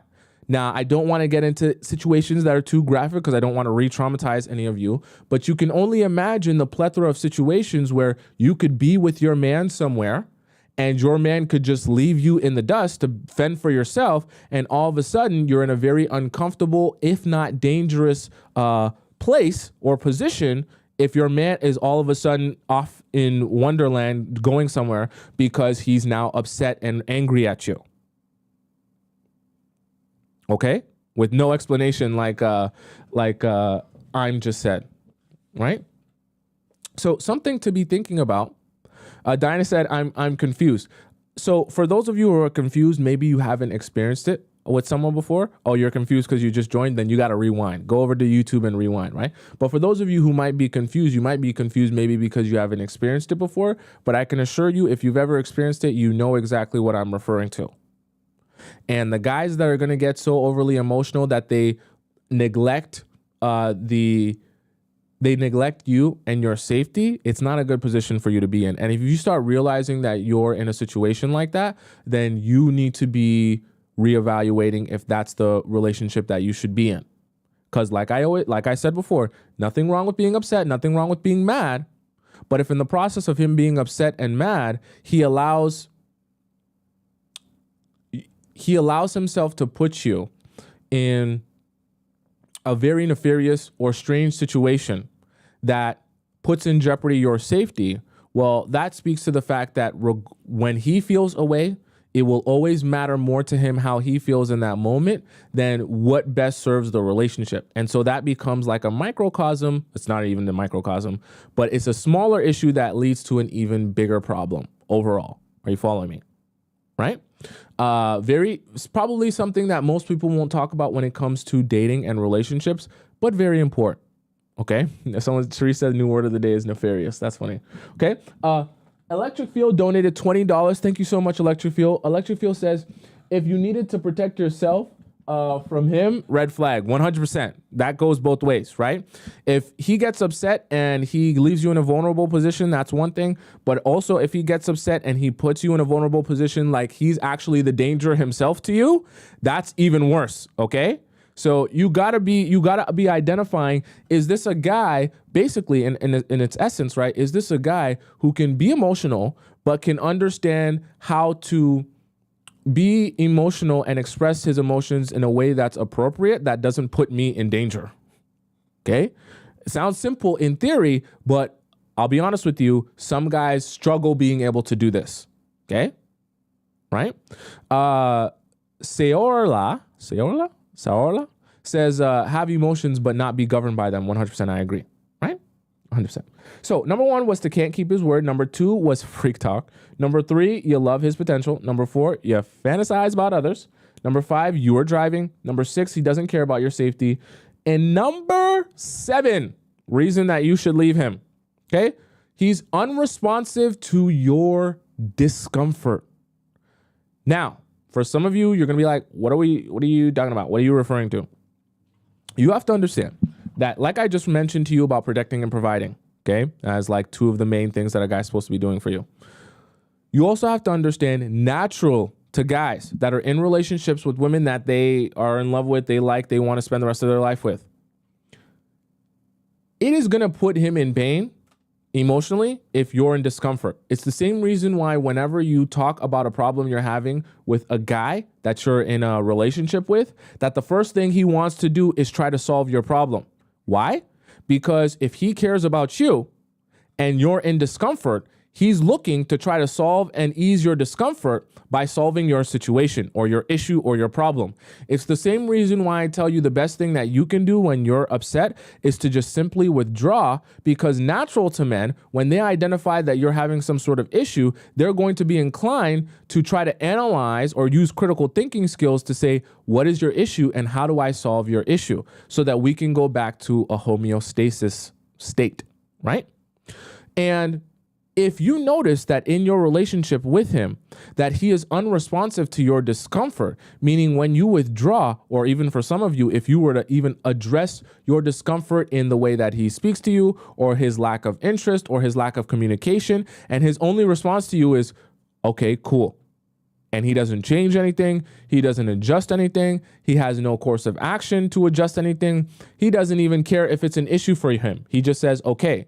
That is a very clear sign you need to be walking away from that man, because that means does not even have any real investment in you in the first place. I think it was a couple of days ago that we had someone in the Players Club literally tell a story about how she was like, yeah, so I basically told him how I sent him a whole long paragraph, how I didn't like his communication and I didn't like that he wasn't really texting me and he never really asked me out on dates and he never really seemed like he was really interested in being in this thing. And I told him that basically I was going to walk away and not speak to him anymore if he wasn't going to take this seriously. And she told us in the Discord about how she sent him this long, well thought out paragraph. And you know what his response was? Nothing. He didn't even respond. He didn't text back.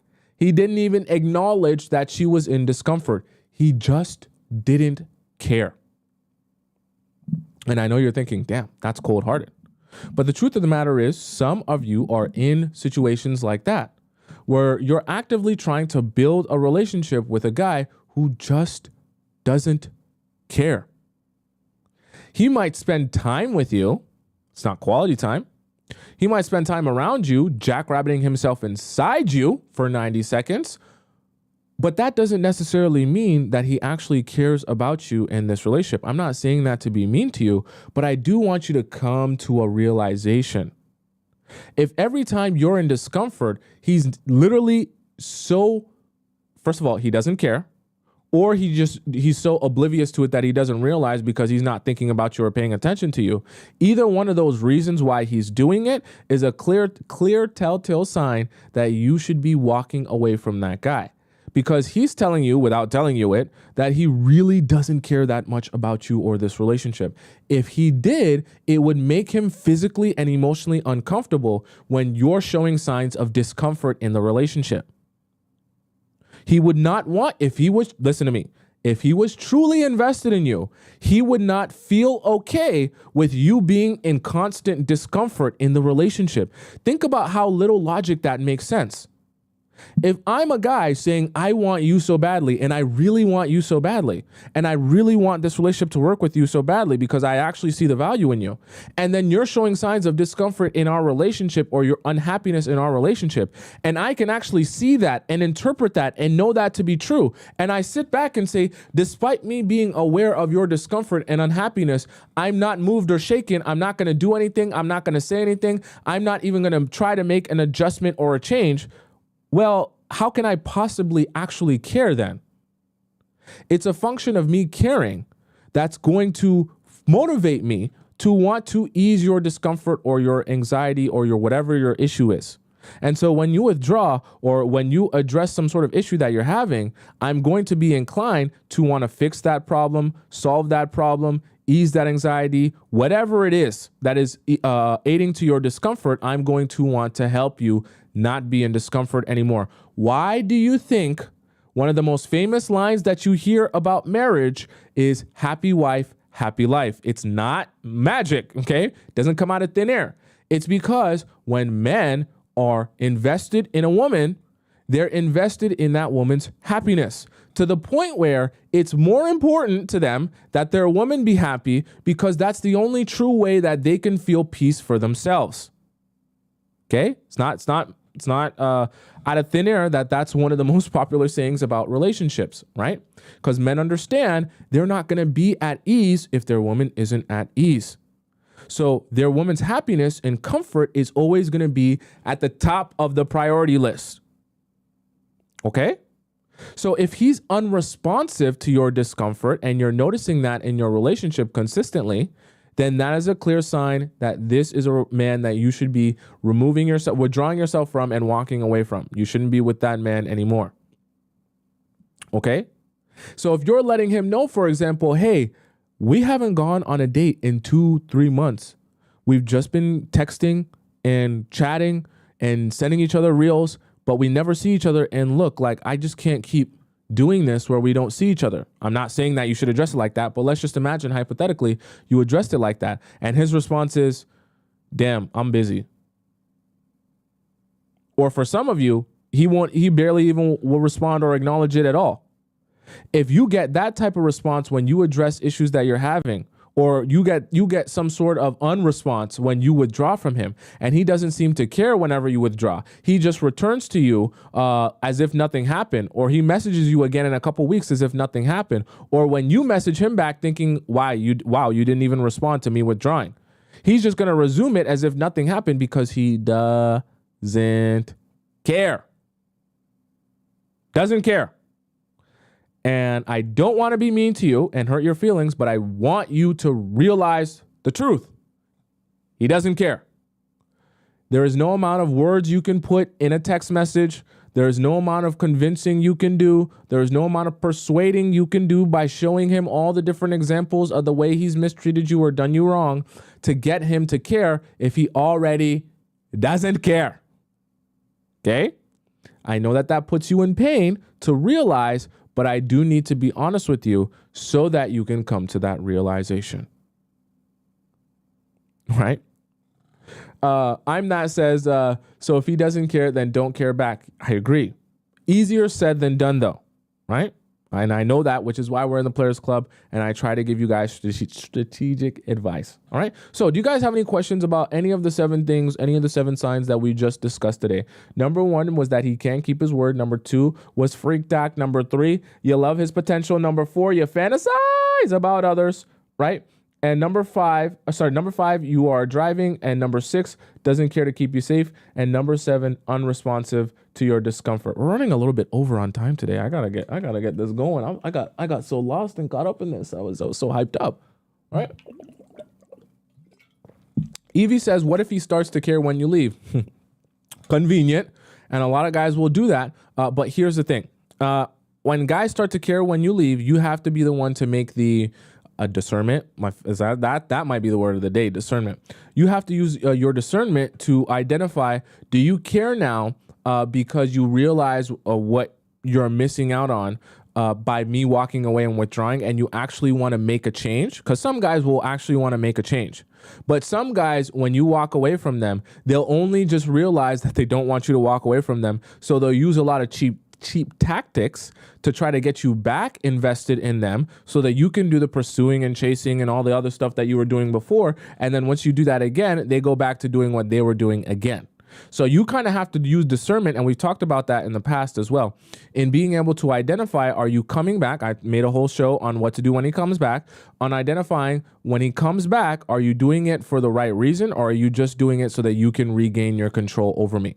Right? For those of you who are on TikTok, all you have to do is head over to my YouTube, which is right above my head on the right side of the screen. It's my name. You type it in, and you can go find my show that I did entirely on what to do when he comes back to you. Okay? Does that make sense?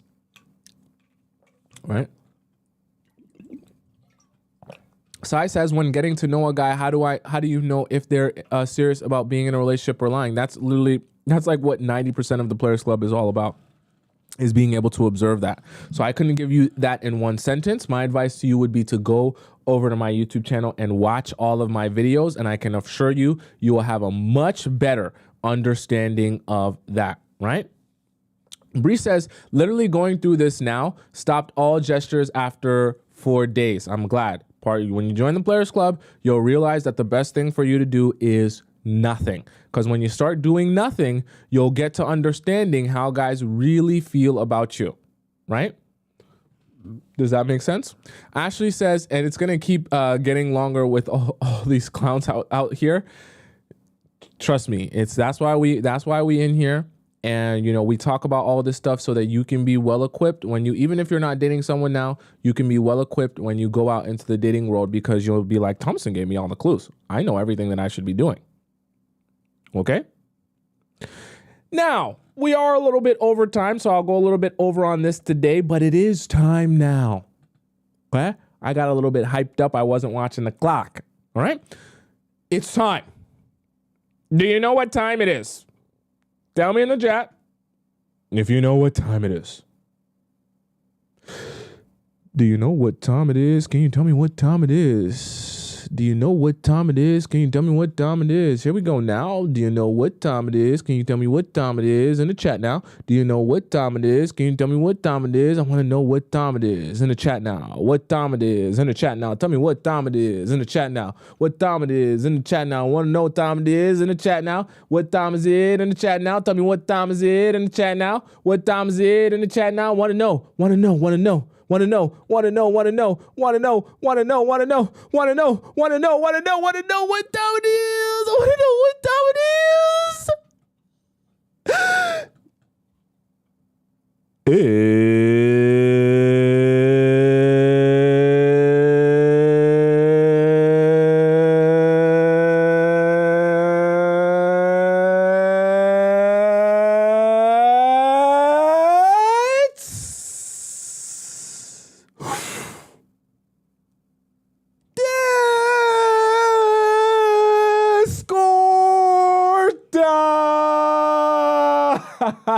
live. Let's go. Okay, so for those of you who are new here and are confused what I was just doing there, it is a Discord time where in our Players Club Discord, every member of the Players Club gets their opportunity to ask their questions to me of their relationship and their situationship in the Discord, and I answer them live on the show. So if you want to share your situationship or relationship story in the Discord, all you have to do if you're on TikTok is go over to the link in my bio and you'll be able to share it there, right? Once you click on the Discord section, it'll take you right to the relationship advice section and you can share your story there. Or if you're on YouTube, you're watching this right now, you just go to the pinned comment, or if you're watching this after the fact, just go into the link in the description at the bottom where you have the Discord link there. Okay, so we're going to start off today with Eve. Eve says, was I played? Okay. Eve starts off by saying, I'm 24 and my ex is 23. Started dating after 2 months of knowing each other and we dated for 6 months. He broke up with me because of my attitude. Honestly, the whole breakup caught me off guard. He had just cleaned my car, filled up my tank, paid for my wax. Damn, he waxed you for another man? I unfortunately, I think you meant to say begged him to for him to stay and said I would work on myself. Horrible thing for you to do. He said it was too late and he felt like I needed to grow as a person. Are you the problem? A month later, I saw him on a date with another girl. Ew. He was wearing a hat that I bought him, and so I went up to him, why? And asked for my hat back, and that was it. That was it. As if, yeah, I just wanted the hat back on a date while he was on a date with another girl. That was just it. Honestly, I feel like my reaction was better than most would have done.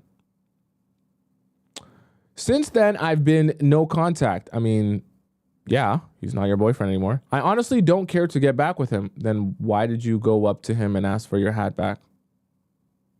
I did really love him, but now my ego wants him to text me and beg for me back. Do you think it's possible that he would beg for you back?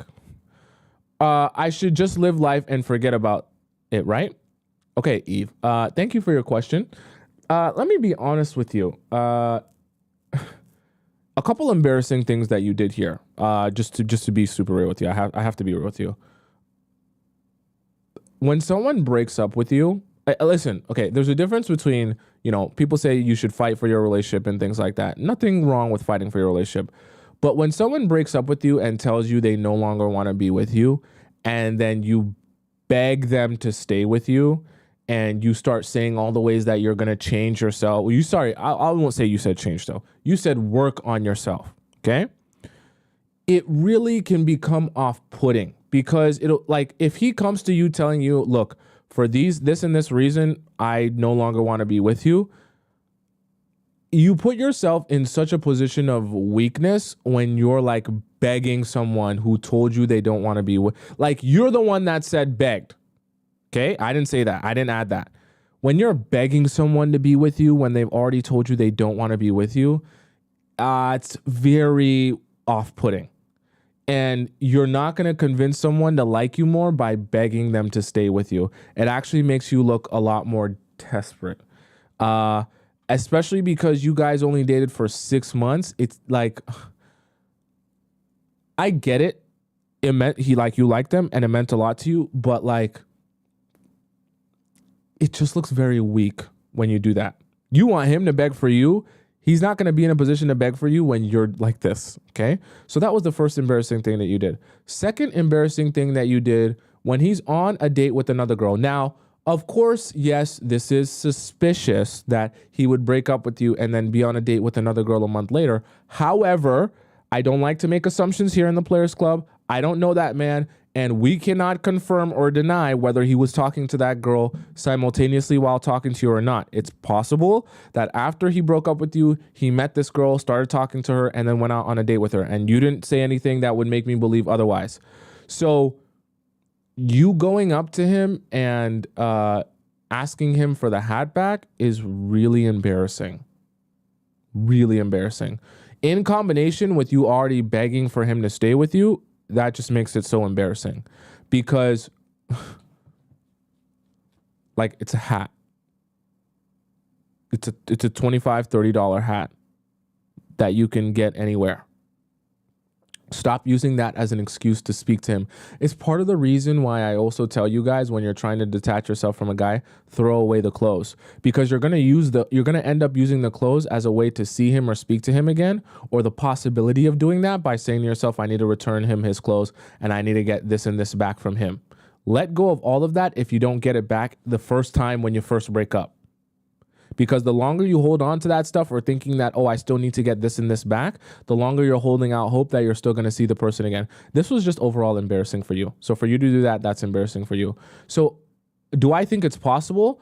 I mean, theoretically, yeah, there's a 0.001 chance that he could beg for you back, but I doubt that he would based on the way you presented yourself.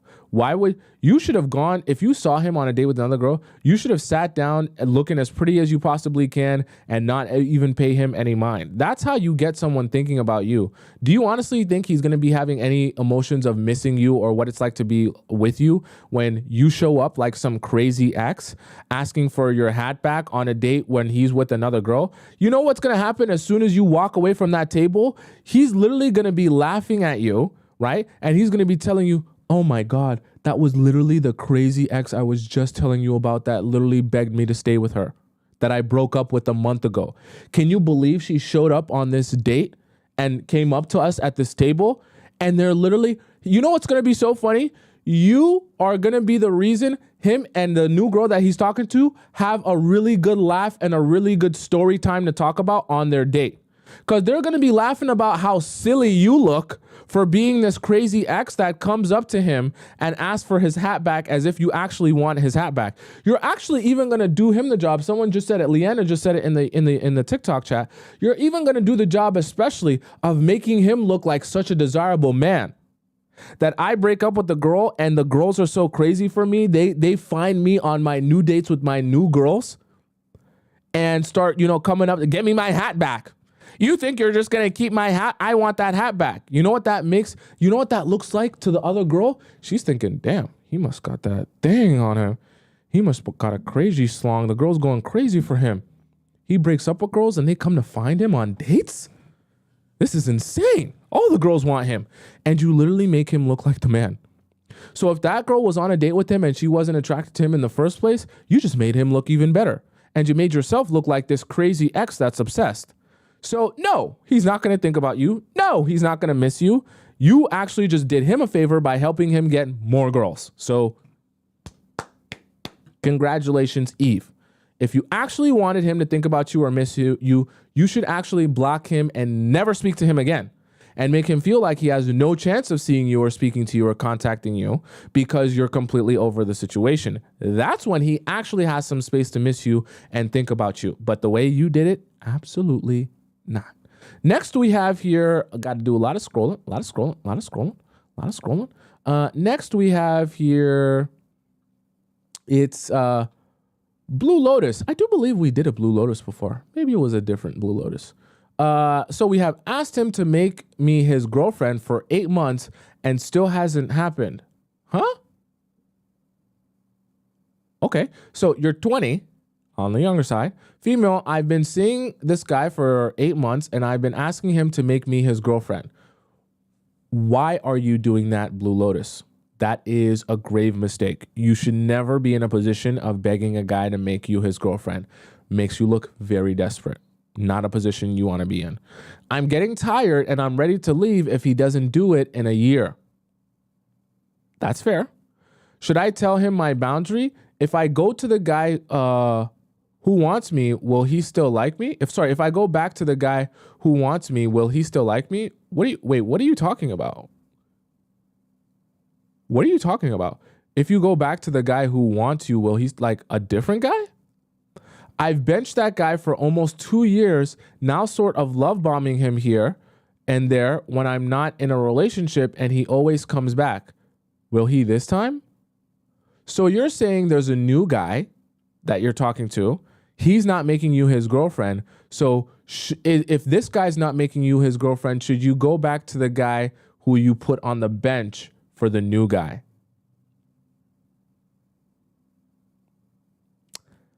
I don't think that you should entertain the old guy, because if you truly don't like him, you shouldn't just use him for attention and validation, because that sounds like what you want to use. Okay, Blue Lotus, I know you're on the younger side, but I need you to start thinking about, okay, aside from just attention and validation, because I know when you're on the younger side, that's all you can think about. Aside from attention and validation from boys, what am I actually looking for relationship-wise? And which guy actually is closer to what I'm looking for in a relationship?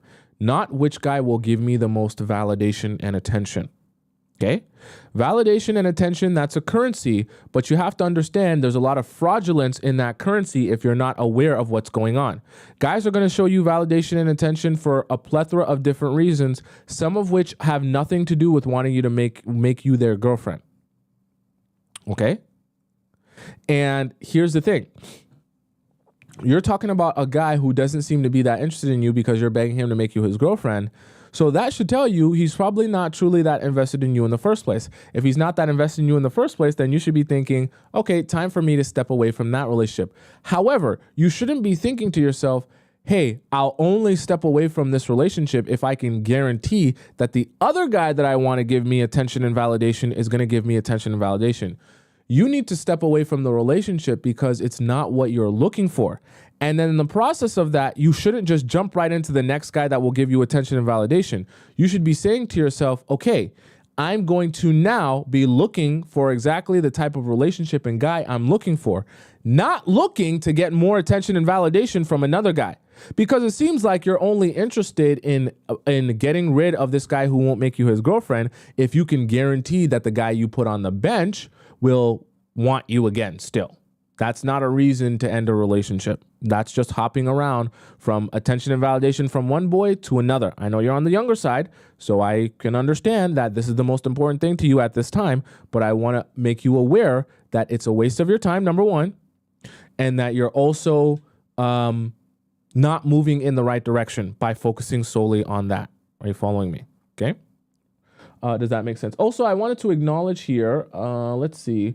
It was Real Life Topics who donated $3 in the YouTube chat. When one person donates, like everyone starts donating. Thanks for giving women the reality check needed, Real Life Topics says. Thank you, I appreciate that. And also thank you to Son Ellie who donated 200 coins, not dollars, but coins in the TikTok chat, and all the rest of you who donated as well. Thank you, I appreciate that. Let's go to the next one we have here. Scroll. Okay. We have here, wait, this is the same thing. So this is Blue Lotus saying it multiple times. Thank you, Blue Lotus. We did see your question. Guys, just keep this in mind too. I read questions based on date that they were posted. So I'm going in order anyway. So don't think that you have to spam your question in order for me to get to it. I will see it in the order that it's been posted. All right. I think also, if you guys want this, I can create a relationship advice premium section for those of you who want to skip the line and just get me to read your question out right away. But obviously that's going to be at a premium because we have to be fair to the other people. If you're going to get your question read earlier, then there's going to have to be something that you are giving because you're getting your question answered earlier, just so that we can keep it fair. But let me know if you guys want me to do that. For those of you who are like impatient and you're like, F it, I'll just donate. I don't care. I want to get my question answered right away because I know that the line's long because I have a lot of stuff to read. Okay. So Sammy says relationship advice for someone who knows nothing. Please. Okay, let's see. Sammy says, we spoke a few times on DMs on IG. Okay, this is already starting off bad. About some guy I wanted to get to know, but I realized he was a weirdo. Wait, so you're saying you spoke on IG with a guy about a different guy? I wanted to talk about a narcissistic relationship. I was with this guy from the other side of the country who knew I was 17 and he was 23. How old are you now? He came to my city when I was 23 and wait, what? when I was 23 and we were together from last year, January till August. So now you're 23. Okay. He got into a very well-known brand name university and changed in April. And he went from love bombing to treating me like garbage, destroying my self-esteem, treating me, telling me I'm ran through and not good for enough for him anymore. Wow, that's sad. I was still really into him and fought for the relationship. And when he saw me doing that, he stayed. Because of you or because you were doing all the driving? We finally met after 7 months of long distance, went to his city. He literally screamed at me in the weights room and around his gym bros. He was trying to impress. Wow. And when I burst into tears in his car before dinner, he was just staring at me in awe. That was too much. I was like, WTF. I took way too much damage to my self-esteem having this effing idiot in my ear 24/7 for 7 months now, and now I feel like a shell of a human. Telling me, I think you're unemployed and you got nothing going for yourself, so nothing I can be attracted to asking me things like, why doesn't anyone from your city want you? Wow, I'm really battered right now. I have little experience dating. Met this guy in a city in a Euro country from a dating app, and he's an established celebrity doctor, but he took me to a club saying, you're up for an adventure or what? And I had gotten home from a dinner, so I was like, so you're like, what? So I'm assuming you meant to say, so I was like, yeah. He met me at the club like at 2 a.m. He met you at the club at 2 a.m.? And the place was so bad, typical tourist club, such bad music / crowd. He was just screaming in my ear all night. It hurt. I didn't like that. He took me there. Pretty awkward night. I had to yell back at him to talk. Felt off. End of the night, he lifted my arm to be around his neck and said, I don't know the rules of the country or I'd kiss you. So then I removed my arms and I saw people gawking at us. Also, I'm not the type of person to kiss someone who is not my BF, so weird. That was it? Wait, what? Okay, so you just want advice in general. Okay. I would say, I know this sounds really silly. I would honestly first of all, just stay off the dating apps. I think that if you're a newbie to relationships and you don't understand the nuance of how to maneuver in them, dating apps are the worst place for you to be in because that's the easiest place for you to get manipulated by guys. Okay. So that's number one. Number two, in terms of the guy that was a narcissist that you were in a relationship with and really beat down your self-esteem, I am sorry for that. But at least you're not in that relationship anymore. Okay. And that will be a learning lesson of what not to do and the type of men to not invest yourself in. And it'll also be a good learning lesson that when you start to see this behavior or feel this type of energy from a new guy, you already know where it goes and you already know how it feels at the beginning. So you can get rid of those type of men even faster. So you can look at it on the glass half full standpoint of now that you've been through that and know where it ends up, it's a lot easier for you to spot it. Okay, so that's actually a good thing because now you don't have to make that mistake over again. Now, when it comes to the dating apps, like I say, you're going to meet a lot of weirdos on dating apps. You're going to meet a lot of strange people. You're going to meet a lot of people that aren't here for the right reasons. Right? And guys understand that going on dating apps that a lot of women are looking for a long-term serious relationship. So they know how to present themselves to make it seem like they're invested in you for the right reasons when they're actually not. Okay. And for you, someone, like I said, is a little bit more naive, a little bit newer, a little bit green. It's very tough for you to be on a dating app where all the sharks are, heavily manipulating people to get what they want from them. Okay. So very, very difficult to be in a situation like that. My advice to you, though, is to be very, very, when you go out, you already do the thing where you're not giving up stuff easy. But when you go out on relationships, to be very inquisitive about people. Also, here's a pro tip. Okay. I know you're a little bit new here, Sammy. I think it's Sammy, right? Yeah. A pro tip for a first date. Go somewhere where you can chat more. So no clubs, obviously, no bars. I would also not advise you to go to the movies, because we had a question yesterday about someone going to the movies for a first date. You can't really talk to someone or get to know them. See, the thing about for you is you want to be avoiding investing your time and energy into guys who aren't here for the right reasons or aren't the type of guy that you're looking for, right? Or are going to try to mistreat you and disrespect you. So the more you ask questions, the more you get him talking in the relationship and on the date, the better you'll get to know him and the easier it will be to spot him. Actually, tomorrow's show is going to be about how to spot a narcissist early. So I know a lot of you would love to hear about that from a man's perspective. So I say that to say a little pro tip is to go somewhere with little to no music, right? Even if it's a restaurant, try to go somewhere that's more low key, no music, where you can chat and talk and get to know each other, and you can get him talking and trauma dumping, so you can get a better idea of what he's really about, and not just fall in love with your idea of your fantasy or dream of what you want him to be like. You understand what I'm saying? So that is what my advice would be to you. Next here we have, let's see, okay. Zoe says, need advice. Okay, I like the name Zoe. Hello, Tomisin. I'm 35 and a man that you're seeing is 44. He is good looking, very wealthy, always busy. The wealthy guys are usually always busy. We've known each other for 8 months. At the beginning, everything was good. It's always good at the beginning. He was the one texting me and asking to meet. I never texted him first. He always was upset about that and asking me to start initiating it. It's not only a man's job. See, another one of those things, men are going to attempt to get you to ease their discomfort and anxiety, especially when it comes to them feeling like they're really pursuing you. It makes men feel like, damn, I'm really doing all the work here. It's okay.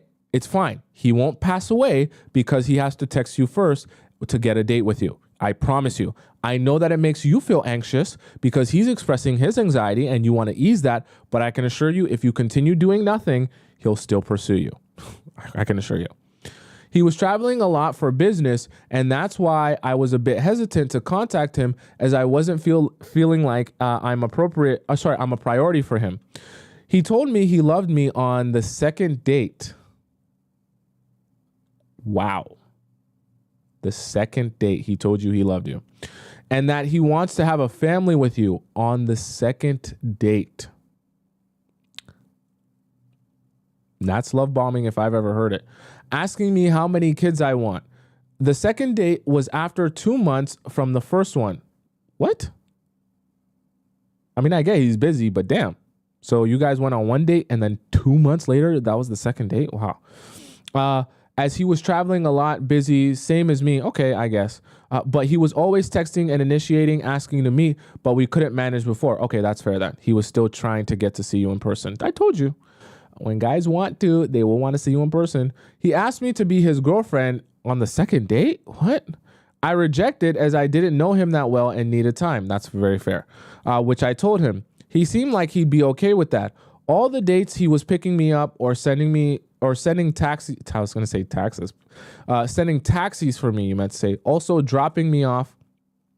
We were going to the most luxurious places, restaurants. He behaved like a gentleman, but sometimes when I didn't want to do what he wanted, like kissing him, going to his place, staying the night, he was becoming angry and blamed me for that, saying that I'm ruining the relationship and he can't get close to a woman if there's no intimacy.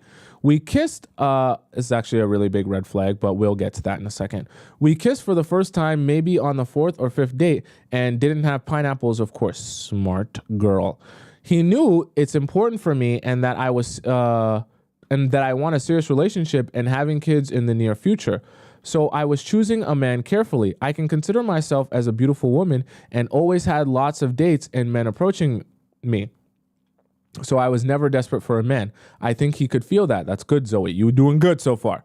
But then after about 6 months, he started pushing me to be closer to him and stay at his place without even having pineapples.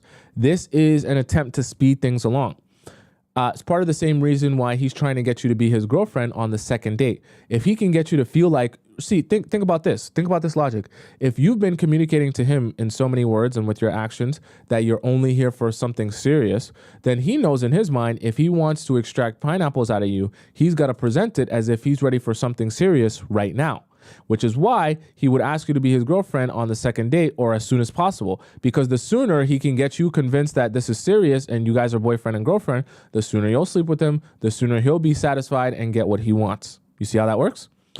First time I stayed at his place, I couldn't even sleep. He was all over me, of course, trying to convince me to have pineapples. Nothing happened. You're a strong woman so far. Just kissing, but he was very upset. So this is actually becoming a really bad sign.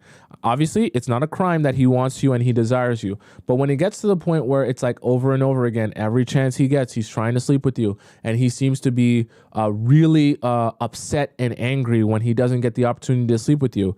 That is not a good sign, because all that means is at the moment you sleep with him, he'll be like, good, finally, I got what I wanted from you. Now get the F out of my house. That's what he's going to do. Let's hope you didn't give in. Let's hope, Zoe. This message is longer. After that, he went on a business trip and stopped contacting me. Surprise, surprise. At all. When I texted him first time during the relationship. See, that was a mistake. You should have used that as your recognition of, oh, now I see where you really stand. Okay, you're frustrated now. So now see, this is it's getting me agitated because this is the problem. Instead of using that as a sign to tell you, oh, I haven't slept with you. I'm already in a position of, I'm still in a position of power. If I walk away now, you're the one in pain because you've wasted time, energy, and money.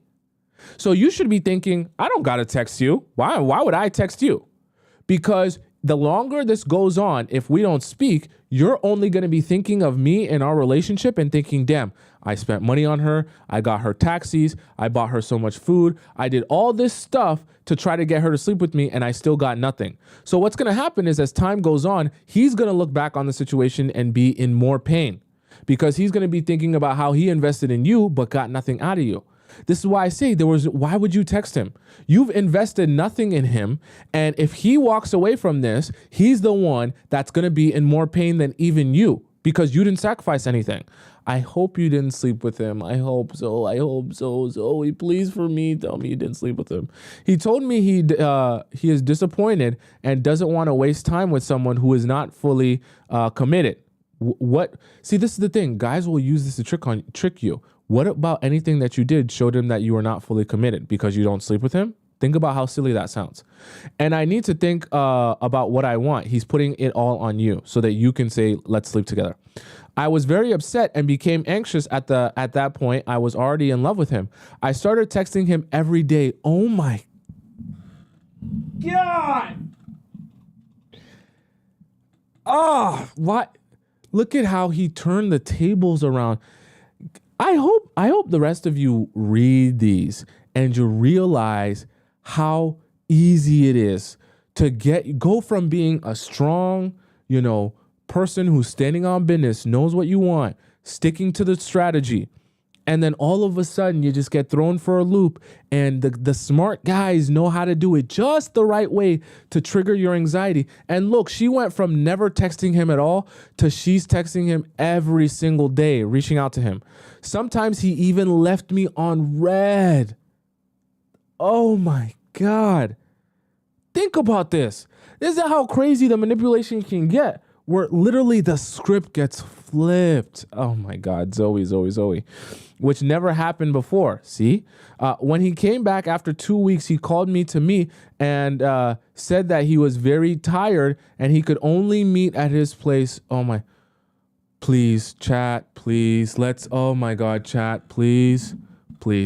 Let's all say a little prayer and hope and pray that if Zoe went over to her place, because now it seems like she's in a really desperate state, and I would hope that Zoe didn't go over to his place in a really desperate state and then make a mistake. Zoe, please don't disappoint me. And ask me to stay for a weekend. A lot of time to make a mistake. I agreed. I knew what he wanted. I'm getting scared. Chat, I'm getting scared. And even though I wasn't ready, but I thought I knew him and I can trust him, we had pineapples.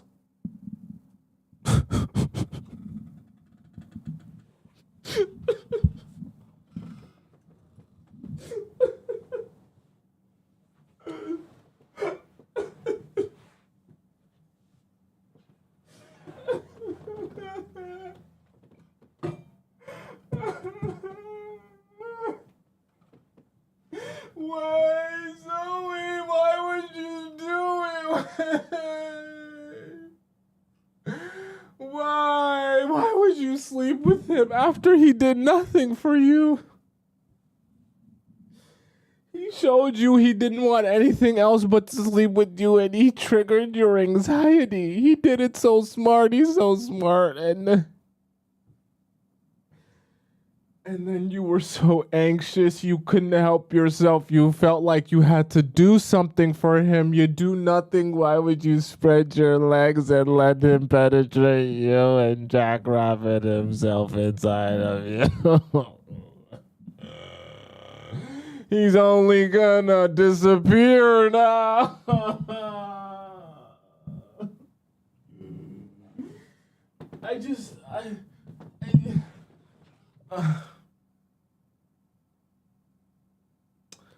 I don't understand it. I mean, I get why you did it, Zoe, but can't you see how much of a mistake it was? While you're going through these emotions, can't you see how you're literally being manipulated to... My brain hurts, guys. For me, it was a strange experience. My body was all in bruises after that. What type of pineapples did you guys have? He even enjoyed that. What did he do to you? He said it's good if someone will see me, they know that I'm taken. Who are you dating? Christian Grey from 50 Shades of Grey? What did he do? He slapped you in the face? This don't sound like no type of softcore stuff. Sounds like he tied you up, slapped you in the face, gave you... Anyways, a couple days after that, he was still the same, but then suddenly disappeared.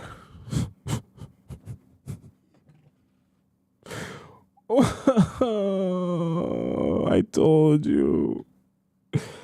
Zoe. Less texts than no texts at all. Not replying to my messages. Canceling dates. Chat, do you see what happens when you try to ease a man's anxiety by giving into what he says he wants? You're not showing me that you really want me if you don't sleep with me. Just get for real. I was disappointed and stopped trying at all. Yes, you should have. I couldn't understand what happened. You really? You couldn't understand what happened? We didn't talk to each other for 3 weeks. He just you have to, it's actually perfect. Because you remember, I just talked to you guys today about when a guy is so heavy on the freak talk and everything is about getting freaky. Everything is about the bedroom. Everything is about you guys doing stuff together. That is a sign that that is all his mind is focused on. So that means as soon as that's not on the table anymore, or as soon as he finally sleeps with you, literally he's going to be satisfied and he's literally not going to want to talk to you ever again. I was disappointed and stopped trying at all. I couldn't understand what happened. We didn't talk to each other for 3 weeks. Then suddenly he texted me like nothing happened, telling me that he was just busy and he loves me and wants to see me. I literally talked about this yesterday. Guys, I don't just pull stuff out of my butt. I literally talked about this yesterday. What guys do, you're thinking in your mind, oh, if he likes having pineapples with me and he likes the way my Squirtle feels, then he'll hit me up every day to have pineapples with me. No. What guys do is they get horned up. The horned up only builds up over the course of a couple of weeks, okay? So when his horned upness builds, he's going to hit up all of his pick-me-shas to solve that issue. But you have to understand that's not an everyday thing. He's also a busy man. He's got to go do jobs. He's got to work on stuff, send emails, hire people, do a whole bunch of stuff. Then after a couple weeks pass, he's super horned up. It's super built up. He's going to go through his list of pick-me-shas, which includes you, Zoe. He's going to say, which one can I get to see me right now? And he's going to order you to his place like DoorDash because he knows you're so desperate for validation and you're so needy and you want to be with him so bad that if he orders you to your house right now and he tells you to come see him right now or tomorrow, right? You'll be at his house in 45 minutes or less, quicker than DoorDash could even get there. You said, I rejected. I told him this is not what I want for myself, though I loved him. Really? I just couldn't accept such treatment. After that, every 2 to 3 months, he was texting me and calling me, asking to meet. Of course, he wants to order you like DoorDash when his horned upness is built up. Like I said. sometimes becoming angry again, telling me that he is a busy man building an empire and I need to follow him and to understand, and support. And he is disappointed that I'm like other women and so on. That's pretty funny, right? So you need to sit by the sidelines waiting for him to hit you up and spread your legs open and just be ready for him to penetrate you whenever he wants to see you. That's what he's basically saying. After months of him trying to meet, I eventually agreed.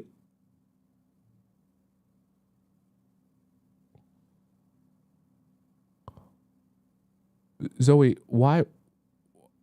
How did you? Is this guy a magician? How did you get reconvinced to see him again after that? Zoe, I was once sad for you, but now I'm getting angry at you. Because for you to go through all that and then go back and see him again is as if you actually want to be in pain and hurt yourself. So you're starting to get me angry at you now. I was thinking to give him a chance. A chance to what? Jackrabbit himself for another 90 seconds inside of you? We met, everything was perfect. Of course it is. At the beginning, right? Again, he was telling me that we need to hurry up and be together and start having babies. This is like dirty talk for him. He gets himself horned up and stimulated. Yeah, let's have babies. I want a nut inside you. Oh yeah, spread them legs wide open, girl. You gonna have my baby. It's dirty talk for him. I'm trying to let you in on like guys. Okay? Telling about our perfect future. After months of dating, he started pressuring to have pineapples. What do you mean? Which I agreed again. So are you telling me that you literally went through the same cycle with him over again? Like holding back, him pressuring you again, and then you giving in again? Are you telling me that you literally made the same exact mistake in the same exact way with the same exact guy?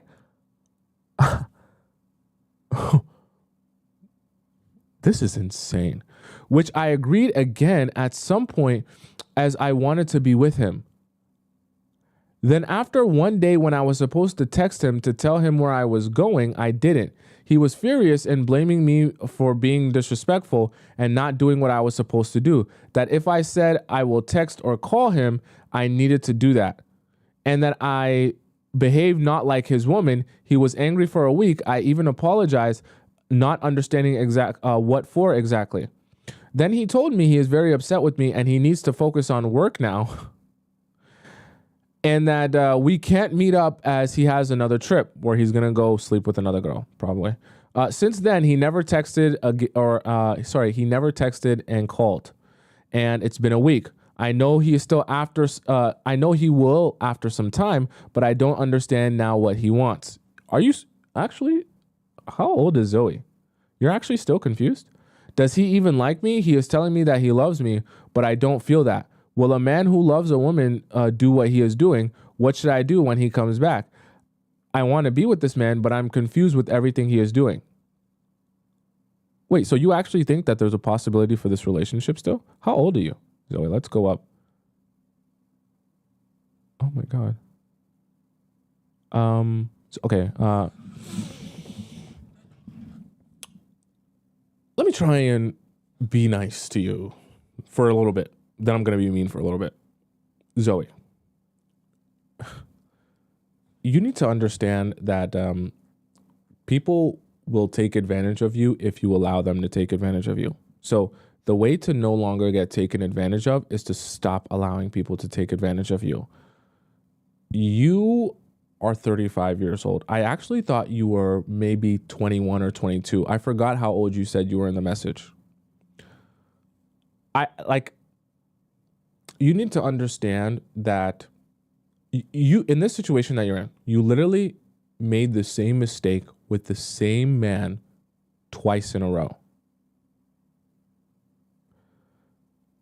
2 times in a row, that man has seen you try to set boundaries, pressured you, and then convinced you to neglect your boundaries and standards to do what he wants you to do. twice in a row, he's basically watched you walk back everything that you stand for to be everything that he wants you to be. So do you think that man has respect for you or not? I'll answer that for you. The answer is absolutely not. What he feels towards you is the control that he has over you. That's what he likes when he's around you. The fact that he knows even if you want something, don't like something, want to address something, or unhappy with something, you can be convinced to feel and do whatever he wants you to feel and do. You're like a puppet. The reason he likes that is because when he's going from city to city, doing all his business, doing all the things that he needs to tend to for work, he can focus on his business, never focus on you or tending to your relationship or tending to your needs, right? Because that takes effort, that takes consistency. And he can only think about himself and what he wants, and then he can meet you and basically use you as a pineapple doll that he can jackrabbit himself inside, and he doesn't have to ever think about what you want outside of that. Which is why every 2 or 3 months, maybe when he's stressed out for work, or maybe when he, is super horned up and he's ready to have some free time to jackrabbit himself inside another pineapple doll, he calls you up and you can say, oh, I want a relationship. I wanted this, I wanted that. So he appeases you. He comes on this and he says, yeah, me too. I want to build with you. Yeah, me too. I really like you. And he's getting horned up as he's literally stroking himself as he's saying, yo, we're going to start a family. Me and you, we're going to be together. Yeah, me and you forever. Let's get tattoos of each other. He's stroking himself while he's saying that to you. Then he inserts himself inside you. He's like, oh my God, aren't we going to build this family? Oh my God. And he jackrabbits for 90 seconds. He busts a nut. I busted a nut, right? And after he busts a nut, he goes back to his homeostasis and says, cool. Actually, now can you get out? I got things to do. And he no longer wants anything to do with you. And he can't be bothered to text you or contact you anymore. Okay, this is not to say that you're a bad person, but like at some point it stops being a mistake and it starts being a choice. Like you said, this was, you did this again, right? The whole second half of this message was about everything he's doing again. Again, he told me he wanted me to have my babies and all that good stuff, right? He's becoming very angry again, right? All this stuff happening again as it happened a few months before. So at that point, it stops being about him hurting you or mistreating you and you allowing yourself to be hurt and mistreated. So at this point, I'll give you 2 options. I'm not even going to tell you what to do because you most likely will do what you want anyways. You really have 2 options and the choice is yours. Either stay with that man and keep in the same cycle, you'll be miserable, you'll be frustrated, and you'll be wasting years of your life away. Perfectly fine with me if that's what you want to do. Or you could actually build some self-respect and realize that this relationship has run its course and it's clearly not going anywhere despite anything he says to you or tries to convince you of. He's only saying that to you to try to get you back into his life so that he can utilize you again and you're on a hamster wheel. Either you can stand up for yourself, realize that, and then actually use the rest of your life to build a relationship with someone who actually wants to take you seriously in a relationship with. Or choice number 2, which is honestly probably what you're going to end up doing, you can continue going on this hamster wheel, going back and forth, pretending as if you're confused. You're not really confused. You're smart. You're not dumb. That's why you sent this message in, because you actually know that this is not how someone's supposed to be treating you. You're not confused. You can pretend to continue being confused so that you can stay in this relationship, getting mistreated, getting manipulated, getting used and discarded of, feeling like garbage about yourself. And, just waste the rest of your life away. The choice is really yours. And I don't even want to tell you what the best thing for you to do is because I know the way you're thinking, you're just going to do what you want to do in the first place. But those are your 2 options. So the choice is really yours. Okay, Zoe. All right, guys, that was the show for today. I know that we went a little bit over today, but I went a little bit over on our first segment of the show. So I wanted to make sure I gave you guys some good time in the Discord section. All right. If I didn't answer your question today, don't worry. I will answer your question on future shows because we do Discord time every single show. All right, so don't fret.